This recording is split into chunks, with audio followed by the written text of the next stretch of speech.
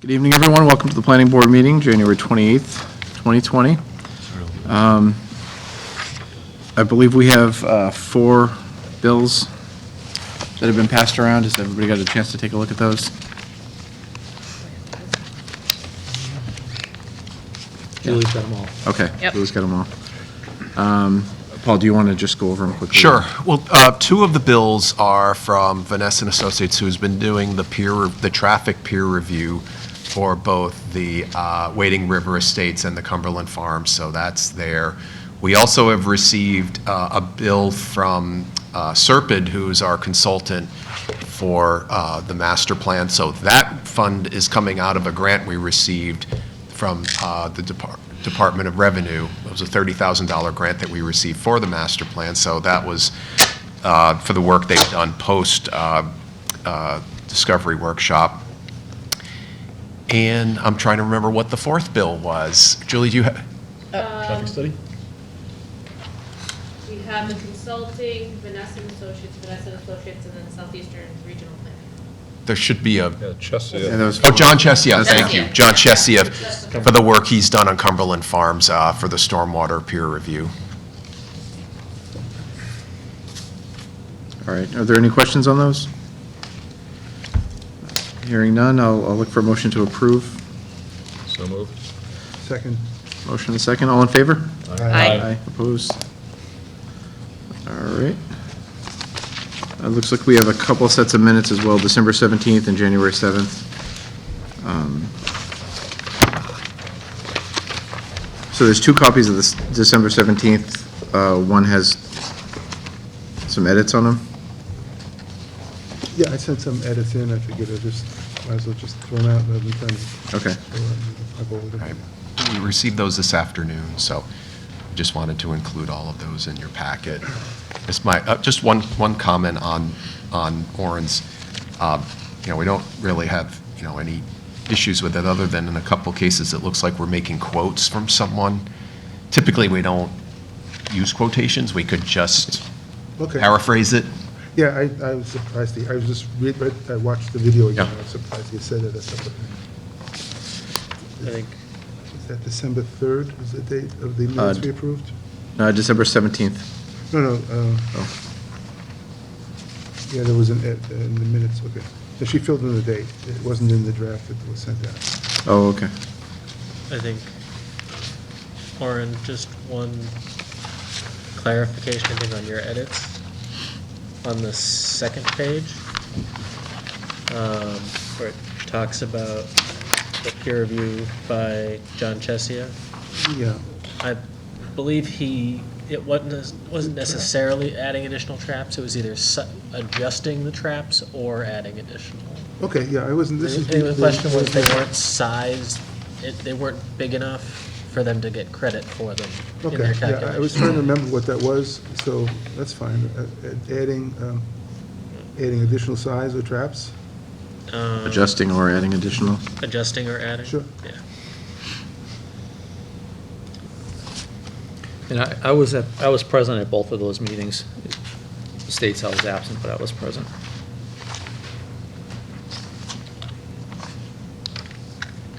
Can you have you as absent? It's just good. Have you listed as absent on that meeting? It did on both of them. I think it was carried over from the December 3rd meeting, which I was absent. Yeah.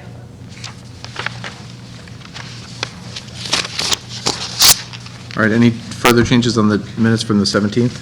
Yeah, the Based on which second page is the typo, Ms. Sue Lieber, she's sure she's more concerned about slope than slop. And the attorney was corrected, spelling of attorney was corrected in Warren's edits.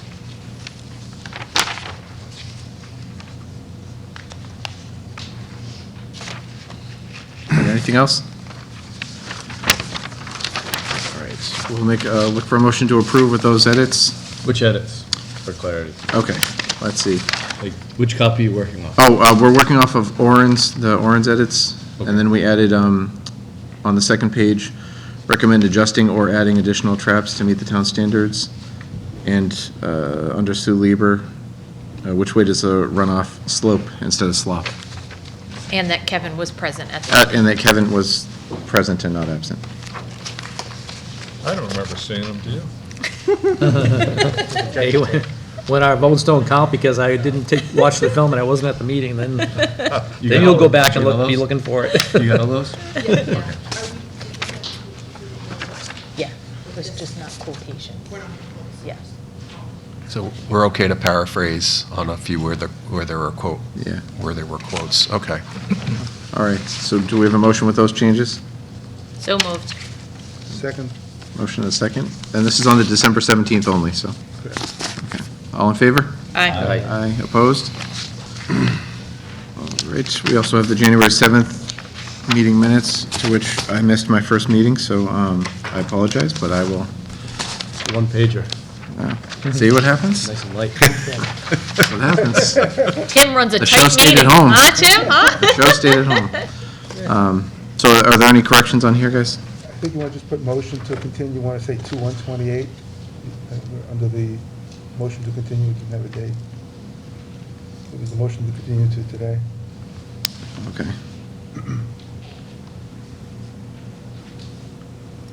Again, put on there that I was present if you would. Remember this board? She's not on your list.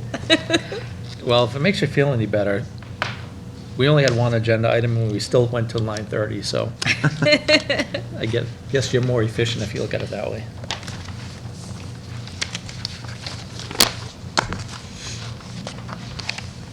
All right, any further adjustments, corrections? All right, well, then I'll look for a motion to approve these. Motion to approve. We have a motion. Second. A motion and a second. All in favor? Aye. Aye, and I will abstain.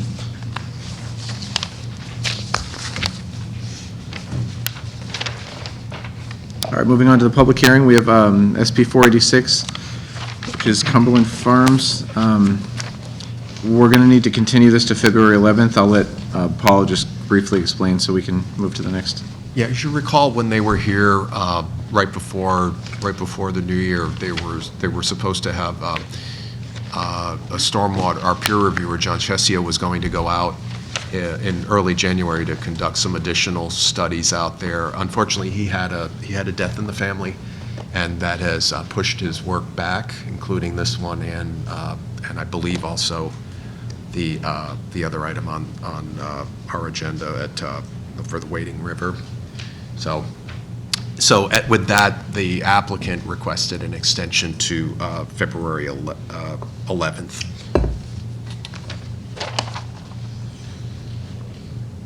I won't be around on February 11th. I'll be not available on February 11th. That matters. So we, Same. yeah, Tim's not available either.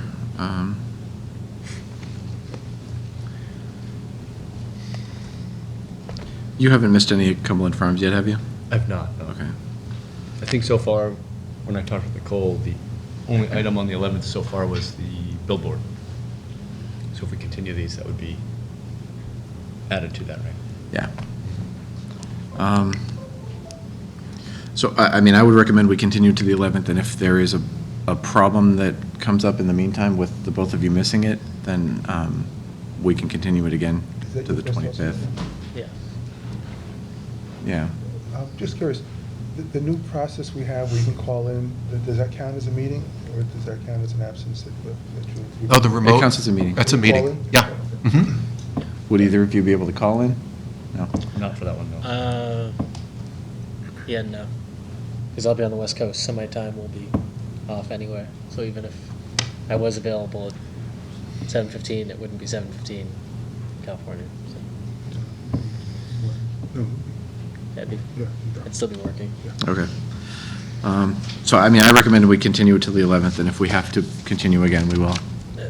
Just point of clarification that this is both for special permit 486 and special permit 491. Yes.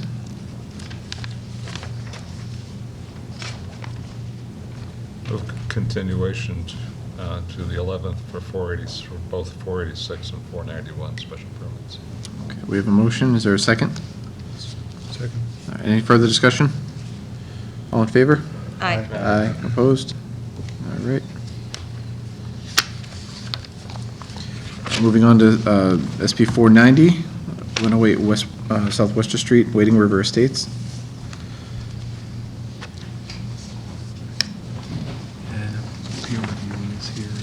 Okay. Okay.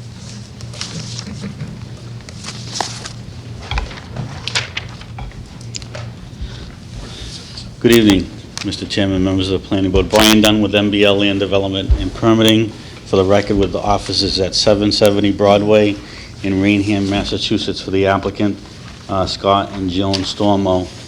To my left is Tracy Duart from my office, and also Attorney Dan Vieira.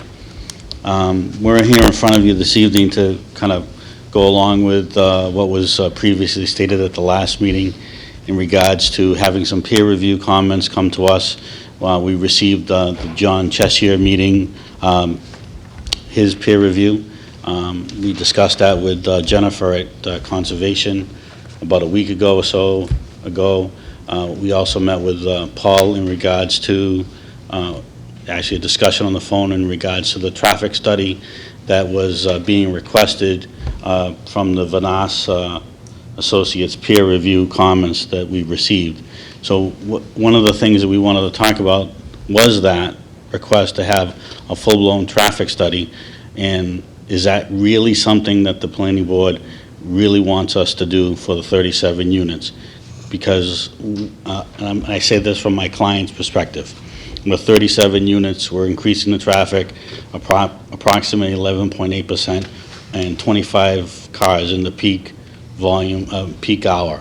So spending another $5,000 to determine that we're one or two cars different, is that something really that the planning board wants our applicant to pay for and have for your review and comment?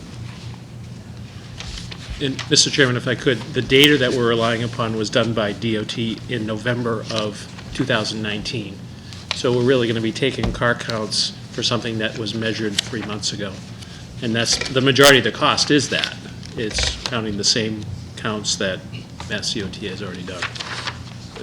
And I think, Exceedingly recently. right. And I think some of the other things that Jeffrey pointed out in his letter, we can do, like the signage, the site distances. The only other thing that I wanted to ask him, and I didn't get a chance to before the meeting, was his comment number 8 in regards to the distances behind the homes for the driveways. If we've got 2-car garages, why would we want to try to park another car behind those units if we've got additional parking for visitors on the site, and that's not something that's going to, technically happen for those units if they already have 2-car garages? One of the things that's going to end up happening is it will decrease the amount of landscaping and distance between the roadway or the driveway to each of the units, and also change the drainage numbers that we're working with, John Chessier on updating. So it was increasing pavement, which would affect the drainage, like I said. So that was one of the things I wanted to talk to him about, because I didn't see anything in the zoning board regulations or the site plan regulations that required that. The parking sizes, we can do that and change them to be, 9 by 19. We have them shown as 10 by 18. So, there's some things that we can do here, and there's some things that we're asking from the planning board's perspective, if that's something that they really want for this project to be provided to them, Mr. Chairman. Okay. Just to clarify, that's point number 8 on the site plan set list. On Jeffrey's letter, hold on. Number 8 is the driveways, yes, sir. That's the one you're, okay. Which buildings are you referring to, about two double driveways, where are they? I'm sorry? You said there's 2-car garages? Yes, if you look at the architectural site plan that we provided with the set of plans, that's towards the back of the set.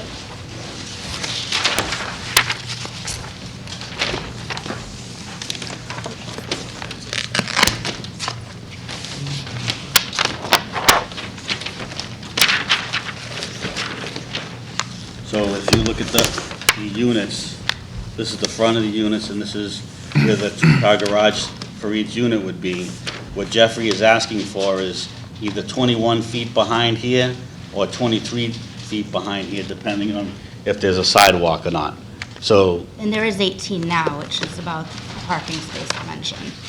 So it can technically fit a car, it's just not the distance requested.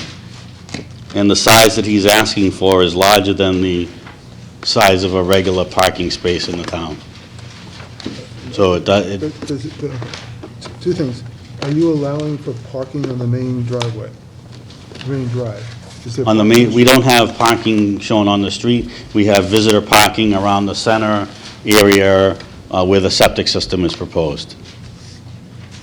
Do you, I mean, is it going to be prohibited parking on the street? We haven't really gotten into those discussions, if that's something that the planning board would, is something that they would put as part of a special condition for this condominium development. If there was parking on one side, there would be ample room for cars to drive by and other types of vehicles to drive around. But we weren't, showing it that cars would be parked on that access drive through the site. So my perspective on this would be, if you're assuming that nobody's going to be parking there, then it should be part of the rules of the condo association. Okay. Yeah, absolutely. Yeah, because we have that's my ample opinion. visitor parking. Yeah. Well, I've learned in condos not to assume that that'll just. Understood. They won't park there, because they will. but the problem is you really don't. In terms of the convenience for people parking, you have it in front of the two front buildings and not this back building here. And the other question is, this back road, which is now 22 feet, that's to there. When you come back, how much space will that come back to? It's 18, will it break? How much room do you need behind there? I'm sorry, Mr. Chairman, can I approach him to see what he's pointing Yeah, to? yeah, you can see that. This is showing 22 feet clearance? Yes. Okay, so that's a two-way street? Yes. So with the car's length that you're suggesting, will it stay within those bounds, or will it infringe on the 22 feet? Well, there's no plans for a car to park behind the garage. So if you have a unit and you have two cars, then you're inside the building, you're not outside the building.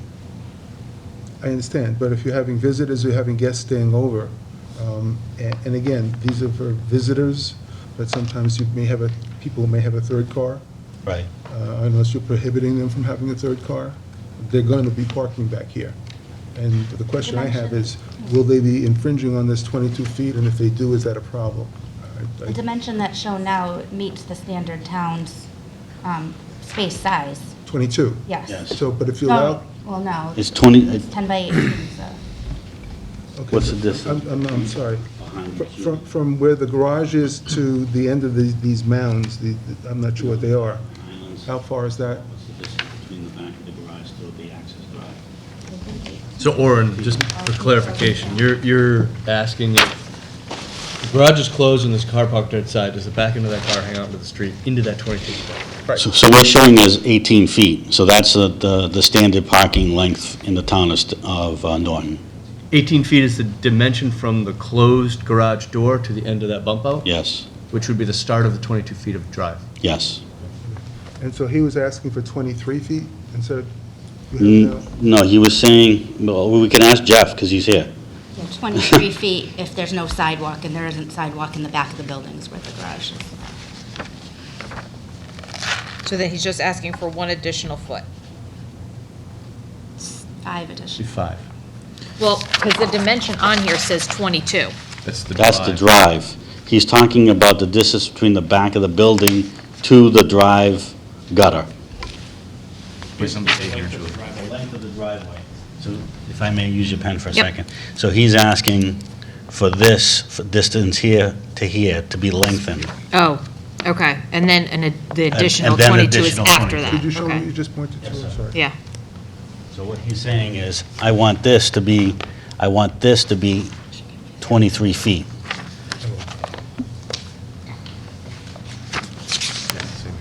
Would you be open to making it the 19 feet of a standard parking space per the guidelines? instead of 18? I don't see a problem with that. Okay. So why don't we have Jeff Dirk from Van Ness come up and go through these? Okay. So we can circle back to any further questions on it.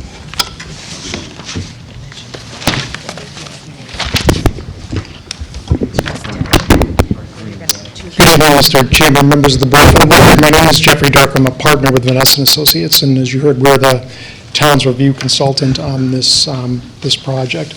So I think you heard a pretty good summary of what our comments are with respect to the information that's been submitted to you in support of the application. So I think first, just starting with the traffic study and or the information that was submitted relative to traffic on the project. It's very clear, and the applicant's correct, this is a very low traffic generator from the standpoint of what the net increase in traffic will be. We don't dispute that. We're expecting at the 37 units, with it being a multifamily community, it's going to produce somewhere between 20 and 30 peak hour trips. So one additional vehicle every 2 to 3 minutes. That's actually quite a long time frame, and not all those vehicles are entering and exiting. That's two-way traffic. So we're not predicting that the project at that traffic generation, it's not going to cause increases in delays in vehicle queuing, the typical things we'd be speaking to you about. So what we've requested is not a full transportation impact assessment. And you've had those presented to you. Cumberland Farms has done one of those, so you know how extensive those are. For any small size project, the key areas that we're concerned with and that you're really looking at is public health, safety, and welfare. And so as we're talking about the information that we want from a transportation perspective, it really focuses on those things. So what they need to demonstrate to you, it's not so much, as I said, not so much what the impacts will be off-site, but it's really focused on the access into the site. So what you see that we're requesting is that the applicant, correct, they use Mass DOT traffic count data, but what that really isn't giving us, and what you need to understand is what is the speed, the actual speed the vehicles are driving on that roadway. And that's going to directly translate into the lines of sight that they need to have at the driveway. Absent that information, you're not able to assess, and we can't tell you whether the sight lines are adequate. We need to know what is the actual speed of traffic, and then what the sight lines are in relation to that speed. So the information we requested is not a full-blown traffic study. We've requested that they go out and conduct supplemental traffic counts by laying those rubber road tubes across the road for, we would like to see at least 48 hours worth of data. That data collection costs, it's $250. That's what it costs me to have a sub-consultant go out, collect the traffic data, and email it to me in the office so I can take a look at it and get speed and volume. That's all that costs. Then doing the site distance analysis that we've requested is really, they have the plans, they've got the survey data. It's a very quick exercise to do that. I mean, typically what I would charge for doing this analysis for a client is about $2,500. That would include the data collection. It's not a big effort, but it's something that you need from the applicant to put in your file that says, they measure the speed of traffic, they measure the volume of traffic, they measure the sight lines, they all meet the state required criteria, the safety criteria, so that the access, at least from that standpoint, meets all of the applicable requirements, so you can say it's safe to get in and out of the site. They're not creating a public safety issue with respect to constructing this new driveway. Again, not volume, but it's more related to the safety of the access. So we're not asking them to do a full-blown traffic study. That's the first thing. The information that was provided with respect to traffic, there was no trip generation information. They provided trip rates, things like that. So we basically said, give us the trip generation information. They don't need to do that. I've already done it. I can give you what that information is. So that, again, it's going to say 20 to 30 peak hour trips. So, they don't necessarily need to do that. But I would think from the standpoint of transportation, what we really want to see is speed data, so we can then assess the sight lines and then be able to tell you it meets all of this required criteria to operate in a safe manner. So I think at a minimum, that's what we would like to see. So that's all we're really asking for from a transportation perspective, and if they provide that, that's all we'd be really looking for. We're not asking for measurements of motor vehicle queuing or delays or things like that on the roadway. So I don't think that really should be a heavy lift, and we're certainly available to help them if they have any questions on that. With respect to the site plans itself, we had some, as you heard, pretty straightforward comments, and again, we're happy to assist them with any questions they might have on it. So again, not a large traffic generator. The site plans were done very well from our standpoint, looking at access, circulation, the way that things are functioning in the site, we think it was laid out in a very, very good manner. So what you see in terms of our comments are really just some kind of testing some of the parameters in the site, given that we've got some curves in the roadway itself. You talked about differences in terms of the roadway width, where we're going from 20 feet one-way dimension on some of the roadways, transitioning to 24 feet. What we want to be able to see is that, in particular, the fire department's design vehicle, we want to make sure that the largest responding fire department vehicle is able to access, come in off of the roadway, then once it's into the site, to make all of the turning maneuvers so that the fire department can get to all these buildings and circulate the roadways, and that as we're looking at the apparatus itself, that no point of that vehicle, so that means the overhang of any ladders on the top of the truck, as well as the the curbing, or the bumpers on that vehicle, they all need to stay within the paved travel way. None of that can swing outside of that area. If the ladder does, and again, it's subject to the chief to comment on that, but we're okay in some instances with the ladder swinging over the curb line as long as there's no utility poles, light poles, or street signs in those areas there. Again, that's subject to the police, the fire department to sign off on that. But we want to see a vehicle turning analysis for the fire department design vehicle, as well as a single unit truck, which would be typical of your trash, recycling, snow plowing vehicles. We want to see that those vehicles can all maneuver through the site. Again, very well laid out, and may require some nips and tucks on some of the corners, but this analysis will kind of inform some of those changes to the site plan potentially. Thank you, Jeff, appreciate that. The second comment, and again, this really defers to the fire chief, we had suggested potentially looking at whether a secondary access was needed. Again, it's just something that we've kind of brought up. It's up to the fire department, as well as the design of the site itself. Some of the considerations that we look at really is the depth of the site, so it's a very deep site in terms of trying to get to the last building that's in there, and the length of the driveway until you get to the point where it starts to branch off.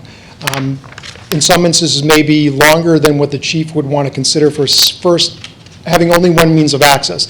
They only carry a certain length of pre-connected hose on the fire truck, so if they've got to hook up to a hydrant because they can't get directly into the site, they can only run that hose for a certain distance very quickly without having to have other firefighters, get unpre-connected line and start hooking up to it.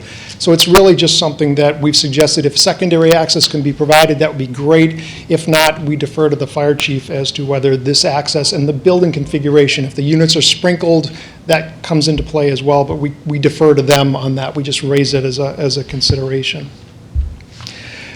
Focusing again on the access, there is the single-family home at the front of the site that's going to be maintained, and again, just a preference from our standpoint. When they develop their roadway, they retain the single-family house. I think it's to the right of the roadway. They're planning on keeping the driveway there as well, so now you've got a curb cut, a driveway to 37 units next to a single-family home. So really, it's just looking at those interaction of the turning movements there. It would be preferable if they're able to relocate their driveway onto the proposed driveway so that we really only have one curb cut in this area here, again. We can do that. So that's just something to be considered. We have a couple of other comments just relative to on-site signing. Again, the site is laid out very well. They provided signs where appropriate within the site. So really, we just have a couple of minor comments on that. The first major internal intersection, as you get into the site, it's all-way stop control.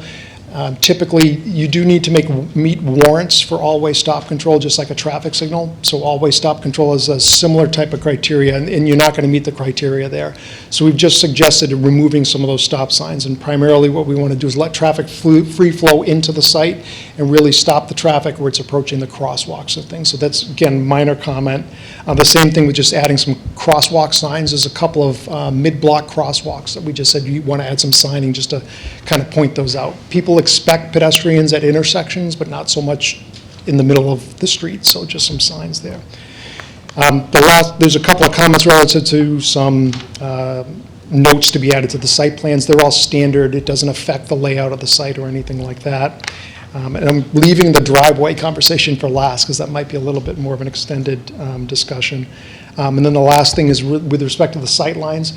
One of the things you really want to have on these site plans is the sight triangles shown at the driveway. So these sight triangles you're probably familiar with. It's the point of view of the motorist as they're exiting the site looking to the left or right. And then again, with the speed data that tells you how long these triangles have to be.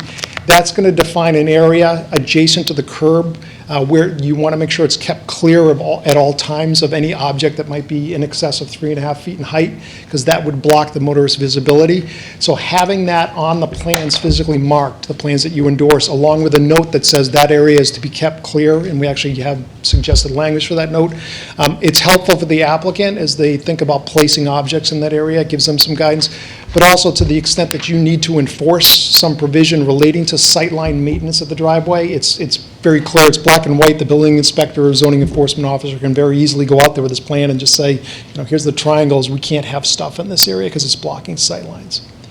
So I think those are all fairly straightforward. None of them, other than some nips and tucks on the plan, I think would make any changes on that. So then we get to the driveway conversation, and I'm just going to kind of frame it in a couple of things, and it's more of a practical perspective. So as we're looking at dimensions of driveways, what we want to make sure of is the questions exactly that you were asking, which is we want to make sure that the vehicle, as they park in the site, that it doesn't hang out in the roadway or stick out into the sidewalk area. So we're all neat and tidy, and we don't store stuff in our garage, so we are always able to park our cars in the garages there, so that's great. We get the cars in the garage and off the street. To the extent that some of us aren't able to do that, we have our cars out in the driveway. And they can put provisions saying that you need to park your cars in the garage, but that also gets us to the point of what you're saying, which is visitors. I mean, if I'm going to come visit, I'm typically going to pull in the driveway if the other car's in the garage. So none of us, as you imagine, we don't park right up against the garage door and get our bumper right up against the door. We also need to walk around the car. So these design parameters, as you see them laid out, it's pretty practical. So as we're looking at it, the typical design vehicle is 19 feet long. So that's what we designed for from the standpoint. That's why your parking spaces are 19 feet or typically 19 feet long. The design vehicle that's used is 19 feet. So if you just figure, I'm not going to park right up against the garage, I'm going to pull in, I'm going to leave a little bit of space, so you can see how we very quickly get to 21 feet, because 21 feet gives us enough clearance so you're not parking right up against the edge of the garage. It gives us a little bit of room to walk around the front of the vehicle and around the back of the vehicle and not be in the traveled way. So it's not only about the vehicle sticking out in the traveled way, but it's also making sure that the pedestrian can walk around the vehicle without being in the traveled way. So that's where those two dimensions come from. 21 feet is the dimension that we've said you want to have if there's a sidewalk, because again, what that is giving you is a little bit of distance because you actually have a sidewalk behind the car, so as you're walking around it, you're not in the road. So that's why 21 feet if there's a sidewalk. If there's not a sidewalk, it's 23 feet, so a little bit more dimension onto that. So that's the rationale behind those, and it's more of a practical thing as you think about how you use your driveways as well. It's really about no one parks up against the garage door, and then you want to make sure a pedestrian can actually walk around the car when they pull in. So that's how those dimensions are defined. As you start to get dimensions less than this, the vehicle will stick out into the sidewalk. The vehicle will stick out into the roadway. So those are the kind of things that you need to consider. So be happy to answer any questions that you have. Just a quick question on the sight lines that you talked about, getting volume and velocity from the reports to then define your sight lines so you set your clearance. Is there the ability to identify the sight lines first, back calculate what the volume and velocity would be to set that? And Absolutely. So the other way to do it is the applicant says, we have more than 500 feet of sight line, both approaching the intersection. So there's two sight distances we want to see. The first is the sight line just looking along South Worcester Street. So, if I'm driving along South Worcester Street and I need to be able to see an object that's in the roadway at the position of where the driveway is. So it's considered to be a 2-foot object. So you think of that late at night, it's dark, you want to be able to see the tail light of a vehicle. So that's kind of a rough approximation. So as you're driving along South Worcester Street, approaching the vehicle and someone's waiting to make a turn left, you want to see that tail light. So it's a 2-foot object. So it's a motorist's eye height is at 3.5 feet, sighting to a 2-foot object on South Worcester Street, right at the position of the driveway. So that's the first sight line that we want to see. The other one is what we talked about, which establishes the sight triangle. So that's the vehicle that's exiting the site, looking to the left or right, needs to be able to see a vehicle that's approaching and then make sure it's safe to pull out and actually make a left or right-hand turn. So we're looking for those two parameters. So you're 100% right. If the applicant was to come back and say, based on the data we have in excess of 500 feet of sight line, both approaching the intersection as well as exiting, then we would be able to tell you, well, that's appropriate for an approach speed of 60 miles an hour. And you'd have to be on, would be more than reasonable for the driveway. So that's the other way to do it. If they don't want to collect the speed data there, we'd want to see something that says that's the case. Yeah, and again, the applicant, as well as we can, assist them with this, we can give them some design parameters. So if we want to say, let's design it for 40 miles an hour, which would be, I think, 10 over the posted that's out there. Typically, what we do as a rule of thumb is if I don't have a speed measurement, I'm going to assess my sight lines at preferably 10 miles an hour over the posted speed limit. In most cases, what you find is the pace that people drive. Unfortunately, people don't drive the speed limit. They drive within a 5 to 10 mile an hour pace. So if we don't have speed data, then what we would suggest is you go 10 above and assess the sight lines for that. And that's typically a reasonable design parameter. Okay, thank you. I think I would, from my perspective, I think that area is an area which would potentially lend itself to people speeding. So I think my viewpoint, if we were going to approach it from that reverse calculation angle, I think I would prefer a larger buffer in that calculation myself. Because especially turning onto South Worcester, coming off of John Scott Boulevard, if you're going that way, it's a relatively straight shot, and it's pretty quiet, so people would have a tendency to go fast. I don't disagree, and that's where the speed measurements are helpful, because, the best we'd be able to tell you is that it meets, presuming it meets over 40, is that it meets over 40, but are they driving faster than that? We couldn't tell you, not without the speed data. Yeah, I tend to agree. I don't believe that requiring the speed data is an unnecessary burden at this point.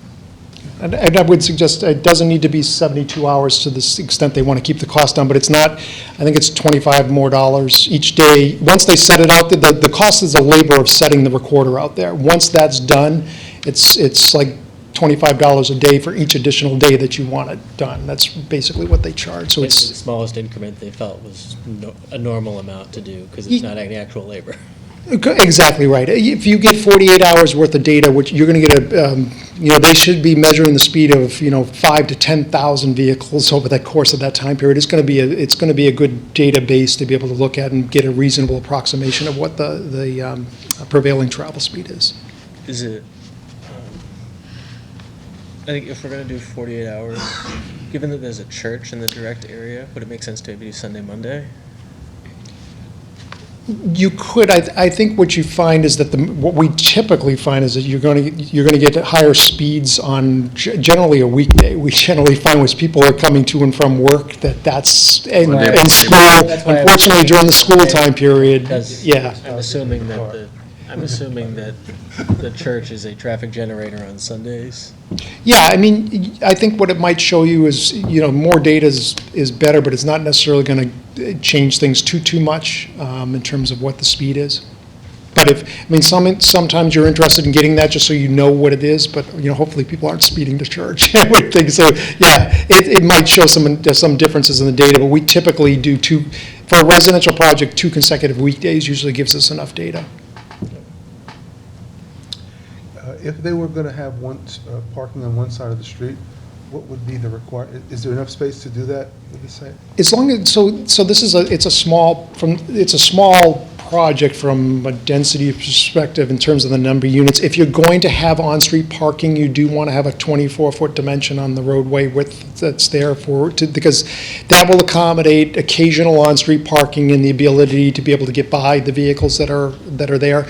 Where the road is down to 20 feet, there needs to be no parking. I don't think they're proposing to do that. The 20-feet dimension is the absolute minimum for the fire department to gain access and it's basically set so that they can get three vehicles will respond if there's a fire here. It'll be, the fire truck and ambulance and a police car typically is that. Eventually, that's what wants to be there. The 20-foot dimension allows for You can't have on-street parking because that allows for those vehicles to get to the side of the road, and then if the chief calls another alarm and they get another vehicle in there, that vehicle can get by those other cars that are, or those other vehicles that are parked. If there's parking, they can't do that. So the 20-foot dimension is to allow for those fire response type of operations to take place. So where it's 20 feet, no parking. You want 24 feet if you're going to allow for the on-street parking. And what about, we have these visitor parking backing into the 24 feet? Yeah, that's okay. Yeah, and that's why it's very good, so the engineers, they laid it out with the 24 feet, that's exactly what you want. In order to maneuver in perpendicular parking spaces, you need a minimum of 23 feet. And again, it's that practical thing, if you picture a 19-foot vehicle parked in the parking space with a car next to it, you need to be able to back the full distance, so that gives me 19 feet.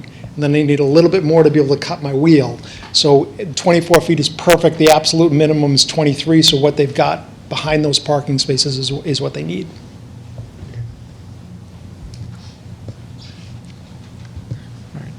Now, you also mentioned something about, where'd you go? Trash and recycling? Yeah, just because it's and this may be something, it's really just the applicant, just a question to them on how they're doing it. I assume it'll be just roll-out containers, and they're just going to push them out to the curb, and then it's going to get picked up. So it's just a matter of saying how that's all going to take place, and if that's the answer, that's perfect, that's all we need to know. But just so that you, I guess, as we're looking at the turning and maneuvering requirements for the different types of vehicles, if that collection was going to be centralized at a location, then we want to know, where is that, and then just as they run their turning analysis to show that the vehicle can get there, do the maneuvering it needs to do, and then get back out of the site. If it's going to be curbside, they can just say it's going to be curbside, and it'll be, the trucks come in, probably like they do in the community, and lift it up, dump it, and go. So it's just so that we all understand how the site's going to function.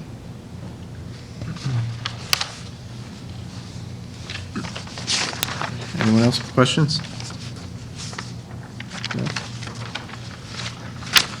All right. Now, do we have anyone in the audience that would like to ask any questions on this? I think I would almost just have the applicant respond to any of those comments, see if there's anything else they'd like clarification on. Well, let's get, I just asked for questions, so we'll get them up now, and then we'll, Okay. come on up.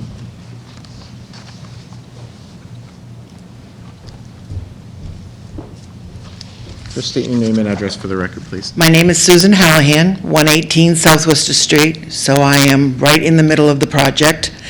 And I just have a few maybe statements or comments. You stated that each unit, 37 units, would probably have 2 cars. I have a feeling that if you have children, teenagers, you're going to have 3 cars, 4 cars. When I had my children, I had more than 4 cars. That's talking 111 cars, plus another 37 if they've got a couple of children with cars. So you're not talking 74 cars. And that was the increase supposedly of 11%. That would be a heck of a lot more than 11% of traffic. We also have to remember that we have a factory right across from us, CPS. And they are in and out all day long, and they have traffic all day long coming in with natural gas, whatever they have, deliveries, all kinds of vehicles going in and out. So I'm just wondering, you're now talking about trash being picked up, so now you've got this huge trash truck. You're talking about fire trucks being able to get in and out, policemen. So are there going to be school buses if there are children? Are they going to be going into this area and picking up the children in the area, or are they going to be picking them up at the beginning of the roadway? Traffic data times 48 hours is not going to give you a perfect data on how many cars and vehicles and speed that are going to be on South Worcester Street. At that straight area, nobody goes 30 miles an hour. No one. I do, because I have a daughter that's a police officer and she'd kill me. But other than that, I call the police all the time. The police sit over I call it Kilburn Glass because I've been at my house for 48 years. I call them all the time to please come and run radar. I have grandchildren. There were children next door to us. They're grown up now, but there's a little girl now as a neighbor. I am scared to death about the traffic that goes by this area. And with the increase of not 74 cars, I can tell you, and if they have visitors, there's going to be more than 74 cars, 111 cars. It's going to be a lot of traffic. And then you've got the traffic with the trash, school buses, etc.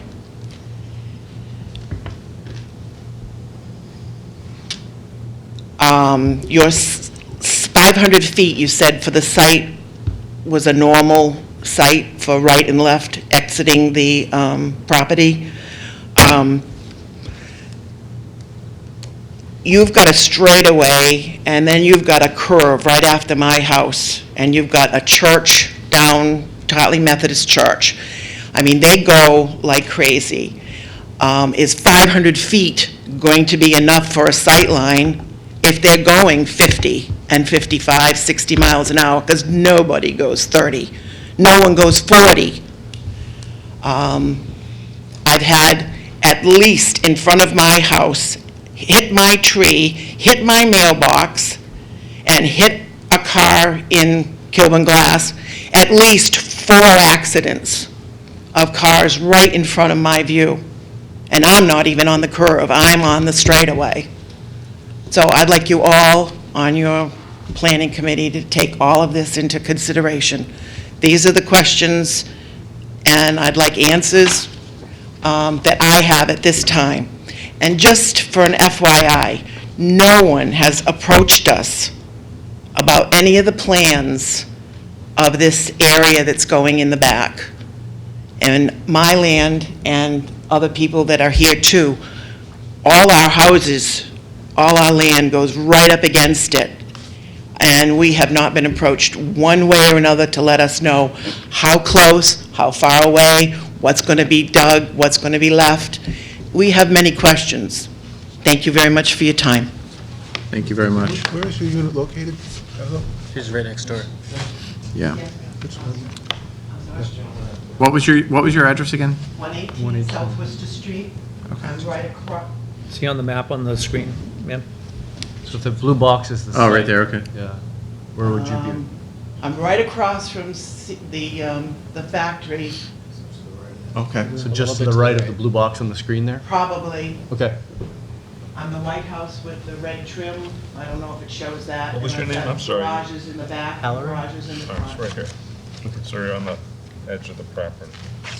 So to answer one of your questions, I don't want to speak for the school board or the school buses, but I don't believe that they go into the communities at this point with the buses. I could be wrong. So I'm sure that the pickup would be outside. It's going to be down near the end of the road. I'm not going to say that's confirmed, but I believe, I mean, from what I've seen, that's what they do. Did you see my house on the map? I see your lot, not sure where your Oh. house sits on your lot. The house is right in the front, and I have a 2-car garage off to the left in the back, and then I have a multi-garage in the back. Our land is an L. Yep, I see that. Okay. And all I see is the lot, I don't see Okay. where your house is positioned. All right, thank you very Picked much. it up on here, so it's the blue highlight. Thank you, Paul. All right, and then our neighbor is right next to us.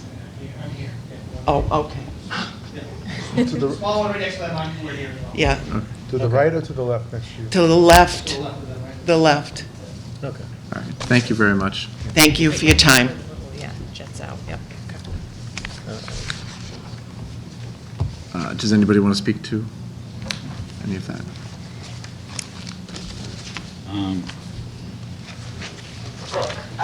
For the record, Mr. Chairman, so you know, I'm on my phone typing in the notes, so. Yeah, yeah. So, some of the comments that she had were really about traffic concerns that the police should be actively involved in trying to address on South Worcester Street.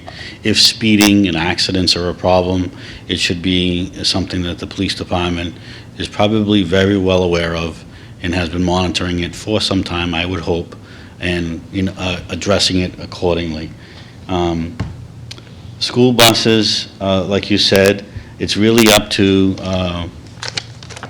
not necessarily the school department, but the facility who runs the school buses. I don't know if it's a private company here in Norton, like it is in other towns, or it's a town-operated type of system. Someone can answer that question? On the board, if it's owned and operated by a private entity, or the buses run by the school department? It's a private entity. It's a private entity. So it's really up to that private entity to say whether or not they're going to drive into the site or stop at the site. I know that in some of these other developments, we're really targeting people who are 55 and older. I'm not saying this is a 55 and over community. What I'm saying is that some empty nesters or people who haven't had children, who don't want to have a big house anymore but want to stay in Norton, will sell their big house and come here and spend some of their money in Florida or South Carolina or Arizona to offset. So the kids may not be a big concern on 37 units. The 48-hour data, I think, Jeffrey Dirk is your expert. Jeffrey and I, we've gone head-to-head on other projects, and we respect each other, and I think that if he's saying that 48 hours is enough information to get the speed data together and the site distances and the information that he needs to make an educated decision, I think that we would go along with his comment. The site distance, whether it's straight or curved, we'll find that out. We'll measure it the right way, get Mr. Dirk the information, and make sure that he has the right information to make a final determination on the information that we've provided. The other part, approaching the neighbors. Mr. Chairman, members of the board, my phone numbers are on the plans. Our emails are on the plans. If the resident, their public record information, the neighbors, all they had to do is come or call Paul in his office and say, I need to sit with the engineer, I want a meeting, I want to talk to people, I want to understand what's going on. We would have been more than happy to do that. And we're more than happy to share the information that we have. And I'm sure that Paul has everything electronically to email someone who would call and say, I'm a concerned neighbor, I want to know what's going on, and we'd be more than happy to meet with people if they would like to do that. Thank you. And I think that covers Susan's comments. I'm sorry, Susan, what's the spelling of your last name, please? Hallalahan. Okay, nice Irish girl, okay. Perfect, all right. Thank you. All set? If you have additional questions, just come to the microphone, address them to the board, so it's, yes, please. While she Hang on just a second. Yeah, go ahead, guys. Go ahead. While she does that, I think it's rather an interesting point with the school buses that I hadn't thought about. 50% of them have one child, you got, 18 and a half kids? Call it 19, call it 15. If the bus doesn't enter into the site, does your site have accommodation for the gathering of 7 to 10 kids by the front street? We haven't planned for a gathering, but I mean, the other thing is some of the parents, I'm looking at, and I'm going to use it for instance, I'm doing an 80-unit development in another community. And I think it was projected, based on those 80 houses of 3-bedroom units and 2-bedroom units with 2-car garages and so on and so forth, that there would be 17 children. And I think 9 of them would have been existing children in the community. So we're not really adding a lot. So when you talk about 37 units, what are we maybe adding, 6 or 7 kids? Yeah. Something like that. Yeah, it's more about the safety of I understand the understanding. logic, it's more tying back to the traffic logic. So- Now you have a gathering of children by the street, they're probably, parents are as well, but it just goes to understanding the speed and doing that test a little bit more Yeah. resiliently, so we understand the impact. We can look at the front entrance at South Worcester and see if there's some room for that, whether it's on South Worcester or on our access driveway. We'll look at trying to put in somewhat of a bus stop area, because we really don't know which directions the buses are going to go. We Yeah, don't. and it's Yeah. just to consider evaluating, because I Yeah. think there was also a question in the last meeting, was what was the distance between the entranceway and the abutter there? So I think the lot was rather narrow between the driveway by the street anyway. So, not saying you need to have the answer now, but it's something to just consider, that if that is the way that a private bus company would handle that entrance with any number of children, it's Right. probably something to just consider. And we have control over the existing home, so there's room we probably have room to put it in front of that existing house. Sure. Yeah, there's an association on West Main Street that's probably the same size as what you have, and I believe that they wait outside not on the main road, but on a sidewalk there. So, yeah, I understand that you need to have a safe spot. Okay, so through the chair, we'll Yeah, look at that. Just so we have the discussion again at a later date to understand, if people are reaching the speed limit, are the sightlines suitable? Are the police aware? All the other Right. fun things you need to look at, but I think it was a valid comment that she made. Mr. Chairman, did I address Susan's comments? Yeah, I believe so. Do we have other Yeah. questions? Is this a residential property or condominium? How are you proposing to establish this? This will be a condominium with a homeowners association. And is the home, the private home, part of that? Yes, sir. And so did I guess, I was just looking at the plan. Right now, you have an access to that lot from South Worcester Street as well as from this driveway. And I guess what he was suggesting is we eliminate the one on South Main Street. That's correct. We don't have a problem with that at all. So there would be some space to have some busing, some people in that space as well. Right. But that also goes to Jeffrey's comment about the site triangles. So we need to be cognizant of that as well. Yeah, I would personally recommend speaking with the bus companies before, confirming any of that stuff. All right, what I can do is I'll research who the bus company is and set up a meeting with them between now and the next meeting. And also, and figure out what they would do and show them the plans and figure out what they would do for. Yeah, they may have a solution we haven't thought of yet, so. Also, we did meet with the water superintendent and the DPW director in regards to water lines, looping water lines, and so on and so forth. As you know, the units are going to be sprinkled with foreign store connections for all of these buildings, so they're going to be ready to be plugged in, God forbid there's a problem. And then the other thing is, if you look at the site plan, there's about a 30-foot wide rectangular parcel of land that goes out to South Worcester Street. There is an existing gravel path on that. However, the water department wants us to use that to loop the water line. So not just looping the water through the development, but also looping it back. So there's two lines coming out onto South Worcester Street, and we agreed that we would do that, and I think we're adding another hydrant. But everything in a couple of T-intersection water shutoffs. Very, very minor comments. So, we're going to be addressing those in the final set of plans, Mr. Chairman. Thank you. Tim, did you have a question, too? I was going to say, do you have MBL business cards with you in case anybody wants to take part? Yeah, I have them in the truck. If someone wants them, I'd be more than happy to go back out the truck and get them and hand them out like candy. Do you have landscaping plans as it relates to? We did not prepare a landscaping plan, but I think that's one of the comments that I think Paul brought up along with Mr. Cheshire. So we're going to provide a landscaping plan and probably a typical landscaping plan per unit to show, how the bushes, like we did if you remember, you may not remember this, we did the Oak Street condominiums, the 6 this side and the 6 on this side of the common driveway. I don't know if members of the board remember that. The Oak Street, the Oak Street condominiums. Street, yeah. Okay, so what we did was we came up with a detailed landscaping plan. It'll be in line with that type of caliber. Is there a residence between the finger lot and your main lot? Mr. Chairman, may I approach you? Yeah, go ahead. This area, is that? Is there a residence there? Yeah. There's a I house heard here. somebody say yes. But this is the back of their lot. Okay, but, okay, So this is our property. It goes around like this. okay, you may want to speak to them about screening. So who lives to the left of Jones' house? Facing Jones' house.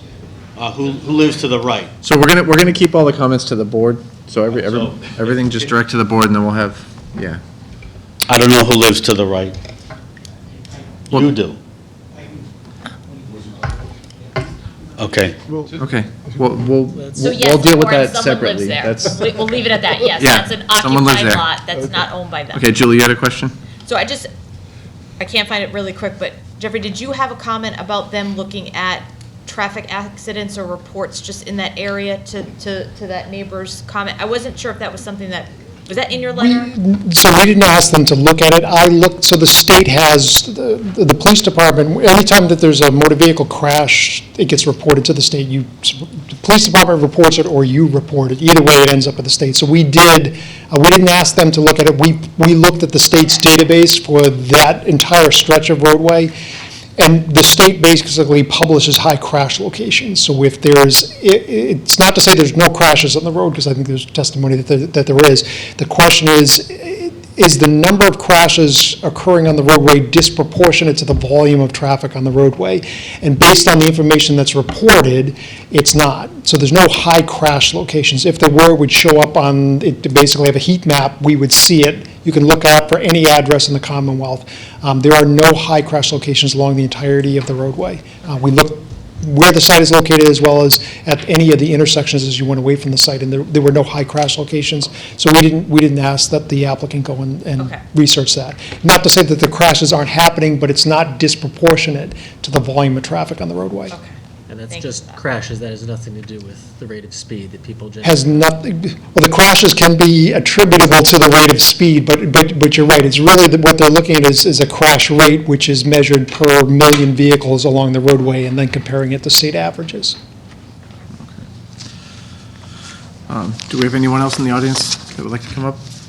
I think I saw you next.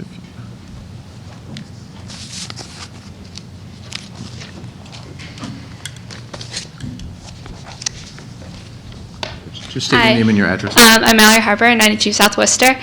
So I kind of just want to touch on the same point that she did about the 48 hours, checking what traffic's going through. That's kind of a complete bias. If you're baselining 2 days, it's like comparing seasonality. So if you compare the people who go to a mall in the winter compared to summer, it's going to be completely different. So you cannot look at just, a Tuesday and a Wednesday and think it's going to be the same traffic for a Saturday and a Sunday. So I'd really ask to expand that upon the 48 hours. Also, we haven't touched on it yet, and I don't know if we are, about the flooding that happens. So our backyard completely floods, and I didn't know how this plan was going to affect that, and I didn't know if it was going to make it a lot worse, or if there's been any research into that. I think I can answer that. The Norton's stormwater regulations require that the plan doesn't add any runoff off of the site, and that's something that we have a separate peer review looking at for this site. Okay. So it's not something we're talking about tonight, but something we'll talk about at a later meeting. Okay, thank you.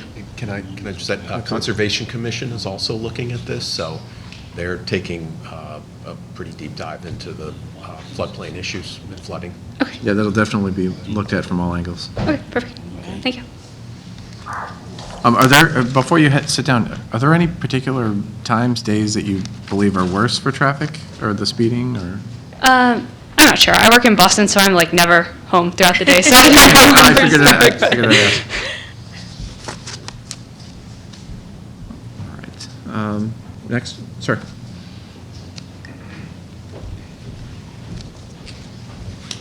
Good evening, Dave Robinson, 112 South Worcester Street. I'm to the right of that funny finger that goes out.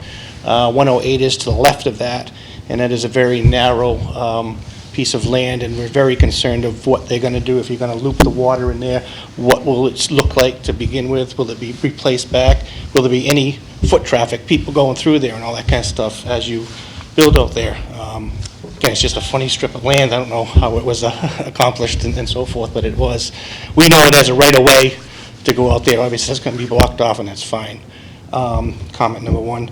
Comment number two is, yes, there's a factory across the street. They do run 24 hours a day, shifts, multiple shifts and so forth. So I think the study should be, because I'm not sure if they do shifts, split shifts during the week or whatever. So I think a longer duration of traffic studies is definitely needed through the fact that they do a lot of different shift work over there. So if that could be considered as well, that'd be great.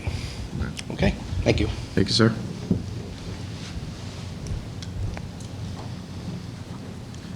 Is there anyone else from the audience? Yes.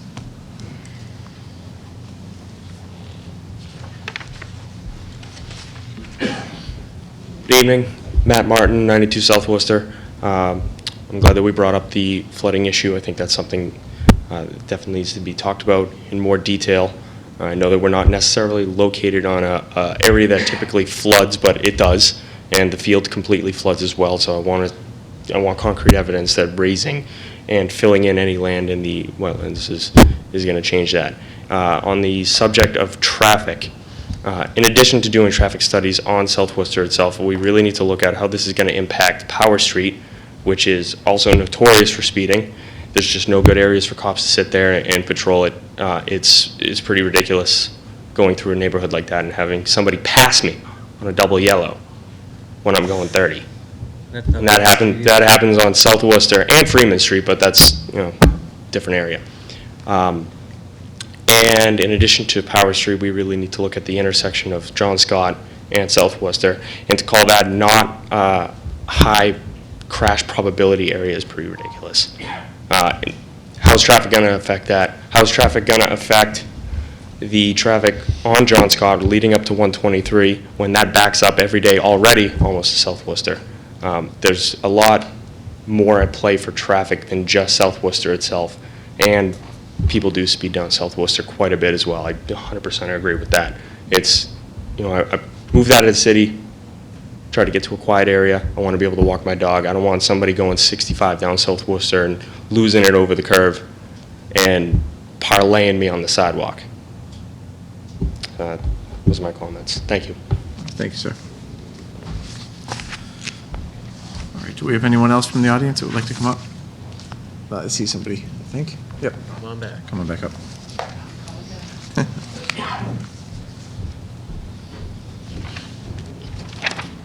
Susan Hallahan, 118 South Worcester Street.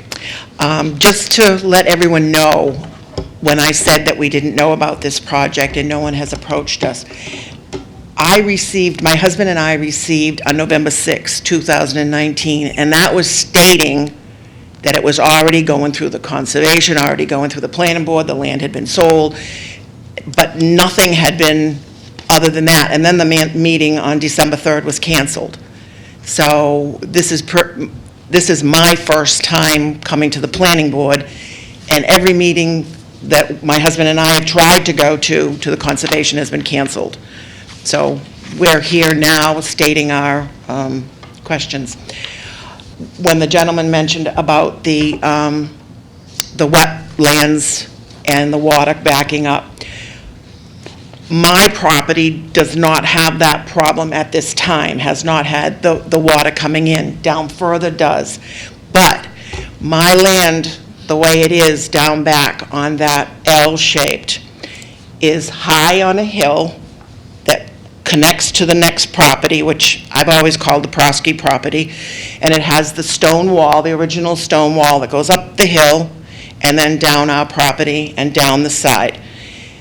I just want to make sure that nobody goes and undercuts that and has my land fall in, and now I'm straight looking out onto the Prosky property, because I've never had that, except the other end of the L, it goes down and it's straight across, and there's lots of trees and stuff. But on my, down back behind my big garages, the land goes up with the stone wall, and I just would not want to see that, like I said, undermined and have it collapse on me.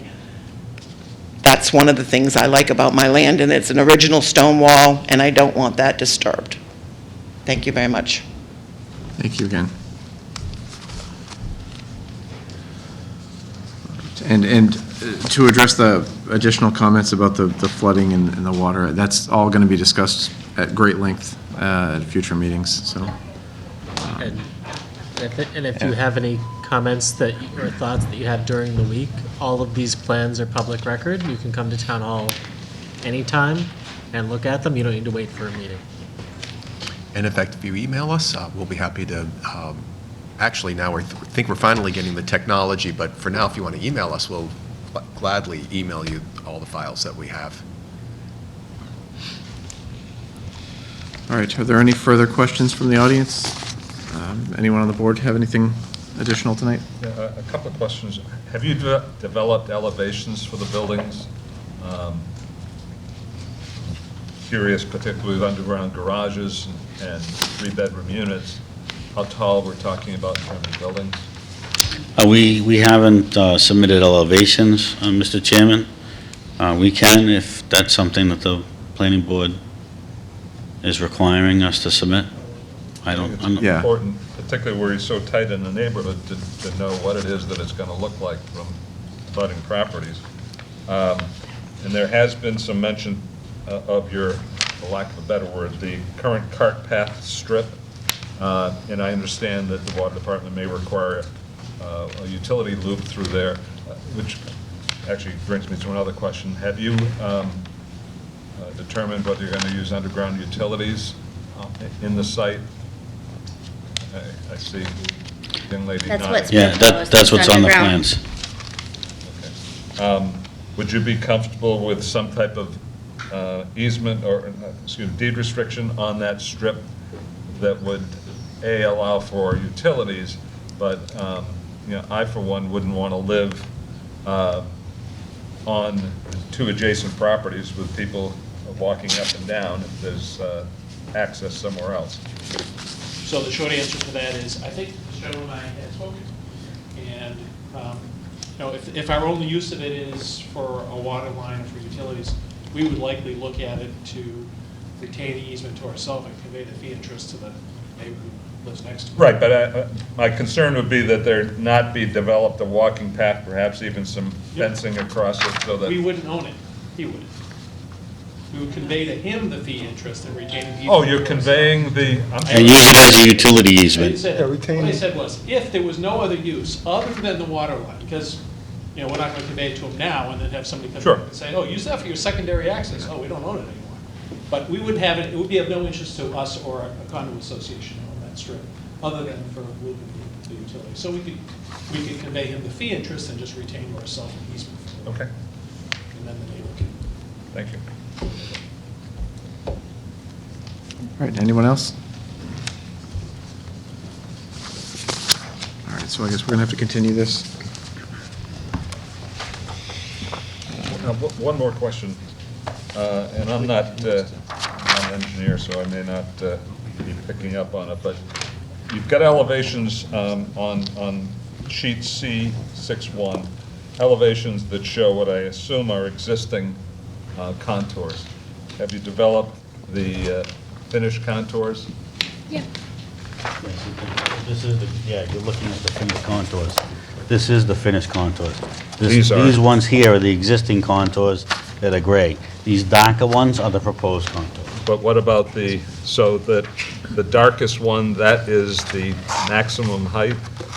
Yeah, so this is the low point. Right, And you can and it see grades the up. elevation goes up. But what I'm And then this is concerned... 106, 107, 108.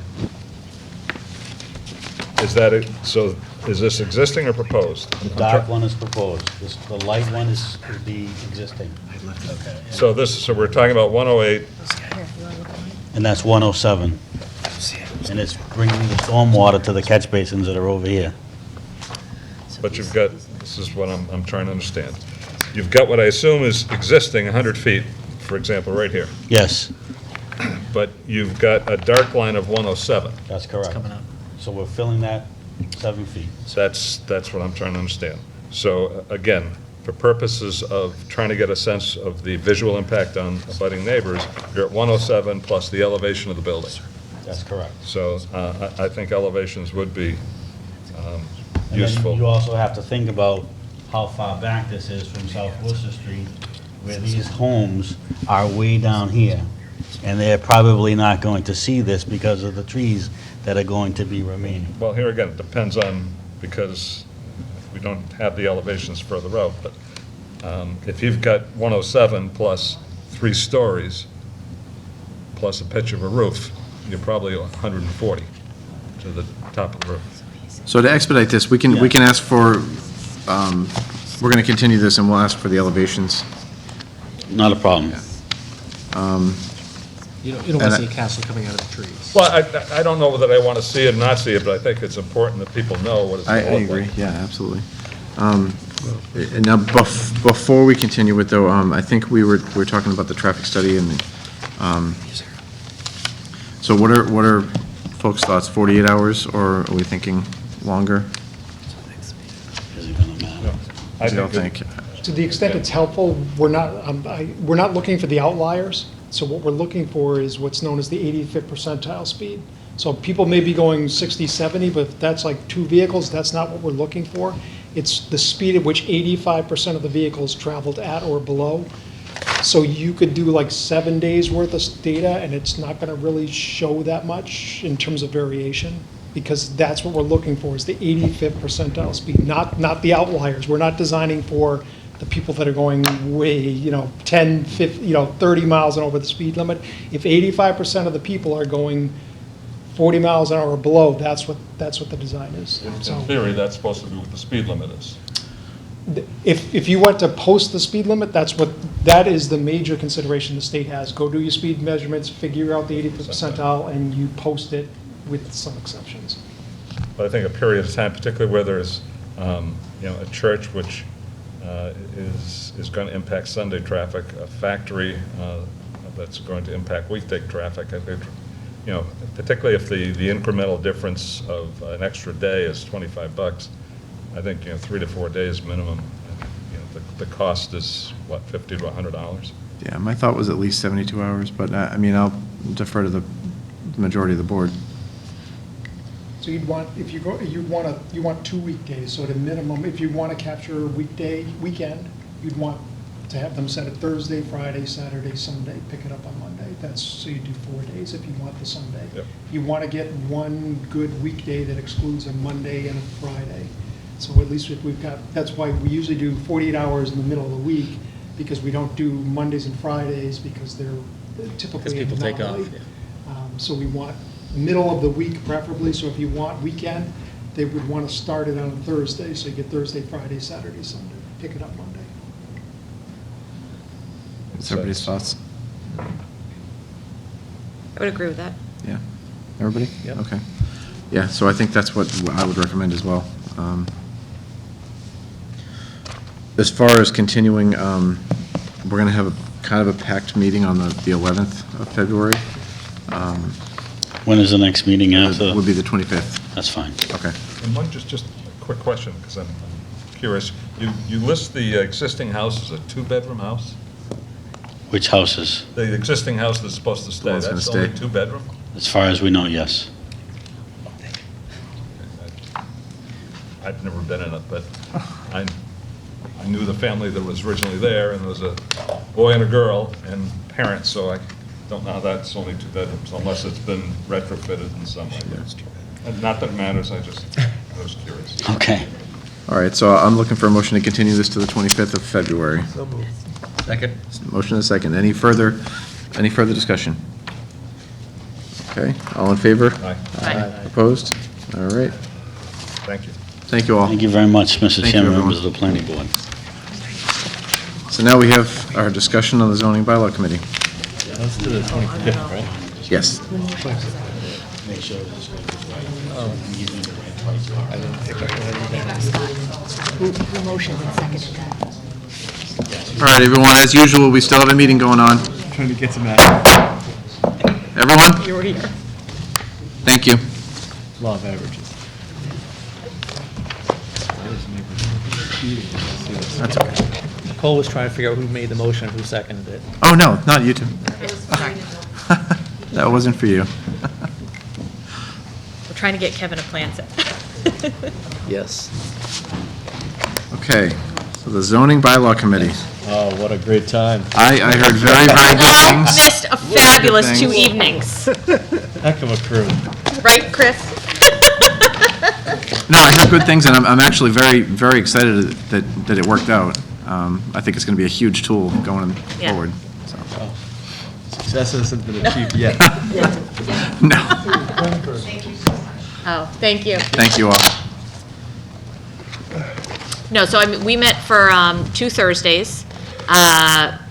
Orrin, Scott, myself, Chris, Paul, Nicole, and Alan from the Zoning Board of Appeals. So it was, I personally thought, and I think everybody else would agree, very beneficial. We really got to dig into what you see in front of you, have healthy discussion and debate over some of the topics, and really, I think, bounce around a lot of ideas and really look at the wording in the bylaw change extensively, which was nice. No one felt rushed, I think. We spent a lot of time on it. We were here till 10 o'clock one night, I think 9:30 the other. We really put in a lot of time and effort into it, and I hope that the document reflects that when the members of the board read it who haven't been a part of our discussions. I would say in general, I think we all came to some really good consensus around what you see on the documentation. We did have a few places where we've noted that we'd like to have a discussion on a couple of the topics with all of you in a larger group, because I think we batted around a few things that I think Orrin really pointed out, like, hey, let's have a larger discussion around this. I think Scott was extremely beneficial in looking at it and making sure that the changes were easy to see and read and condensed in paragraphs instead of there being a lot of minute changes to wording. We really tried to show where we wanted changes in the village, core commercial district.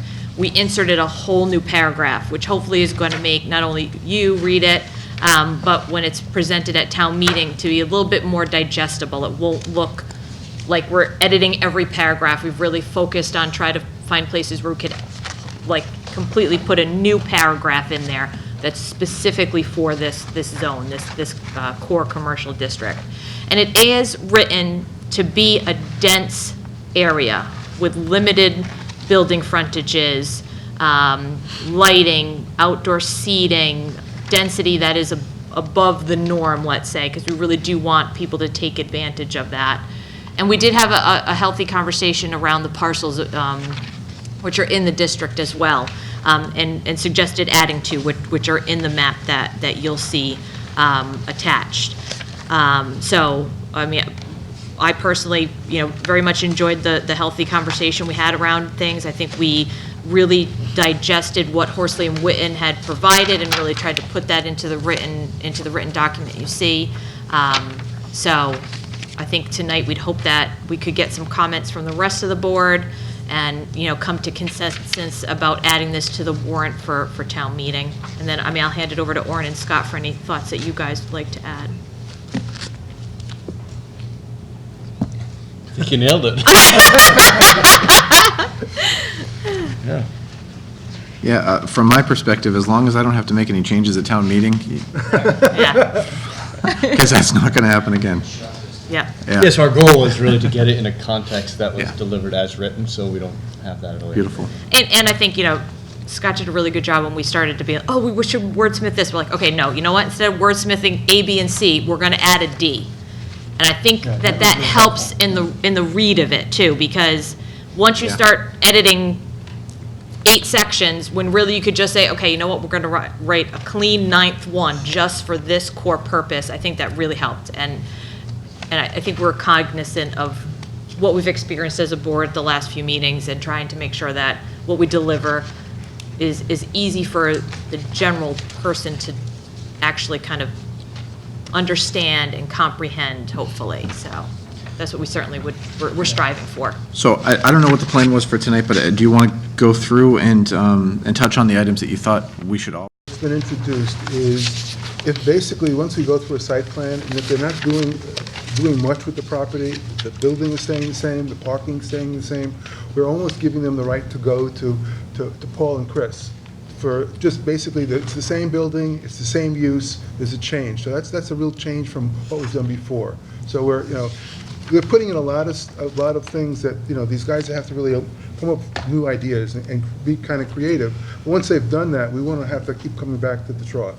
So we've introduced that system to allow Paul and Chris to basically review a plan and basically sign off on it. I think that's unique in what we're doing.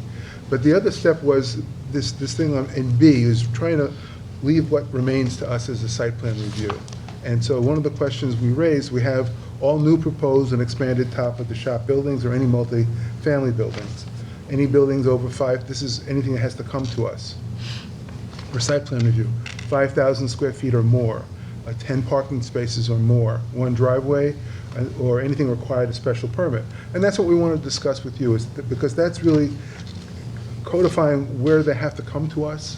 And basically, there's a little bit of a jump, because now the smaller buildings, we're sort of saying maybe we don't need a site plan review. And that's something we really need, I think, the board to review and just be comfortable with. Anything, in all other cases, the building commissioner, the planning board must ensure that the plan may still require a site plan if they think it's complex enough to require us. So for the smaller buildings, this still goes to them.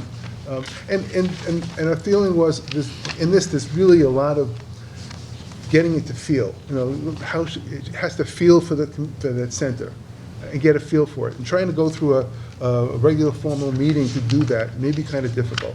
So especially for the smaller projects, you know, it's almost like an administrative review. You know, they're going to go in for a small project and go through it and try to come to some consensus with it. And if they think that, you know, that it's too complex or there's issues, then either one of them could say no when it comes to us for site plan review. And that's really a very different project in terms of prospect of how we're dealing with it.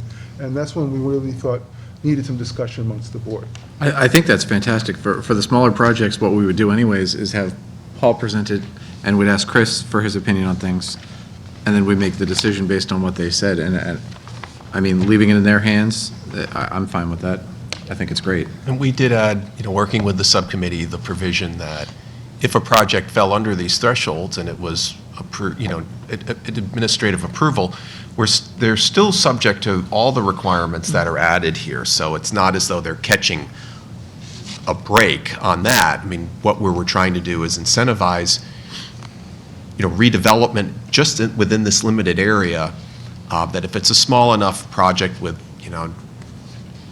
small enough project, one incentive would be timing. And if they were small, if they don't have to come to the planning board, then they could operate on a faster time frame. So that was really the intent behind it. Yeah. But they still have to meet, we wanted to make it clear that they still have to meet the requirements, that parking still would need to go in the back or the side.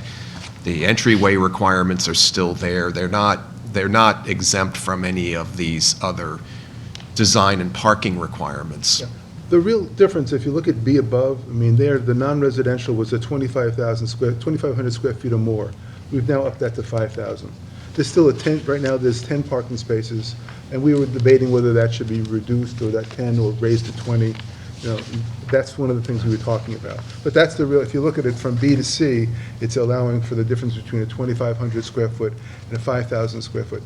In residential use, right now, all residential has to be technically multifamily or top of the store. So there's no single-family houses anyway.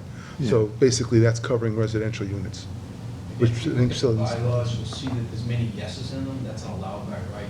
We're just trying to expedite the permitting schedule by allowing these by right, these smaller projects. Right.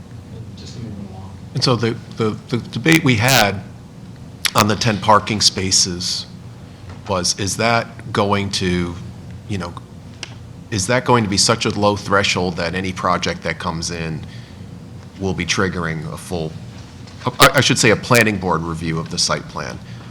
Because as Orin pointed out, the current plan in other parts of the town, it's 2,500 square feet and 10 spaces.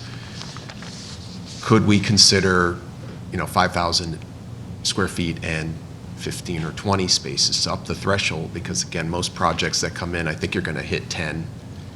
And if that's the case, then it comes here. But could you live with 15 or 20?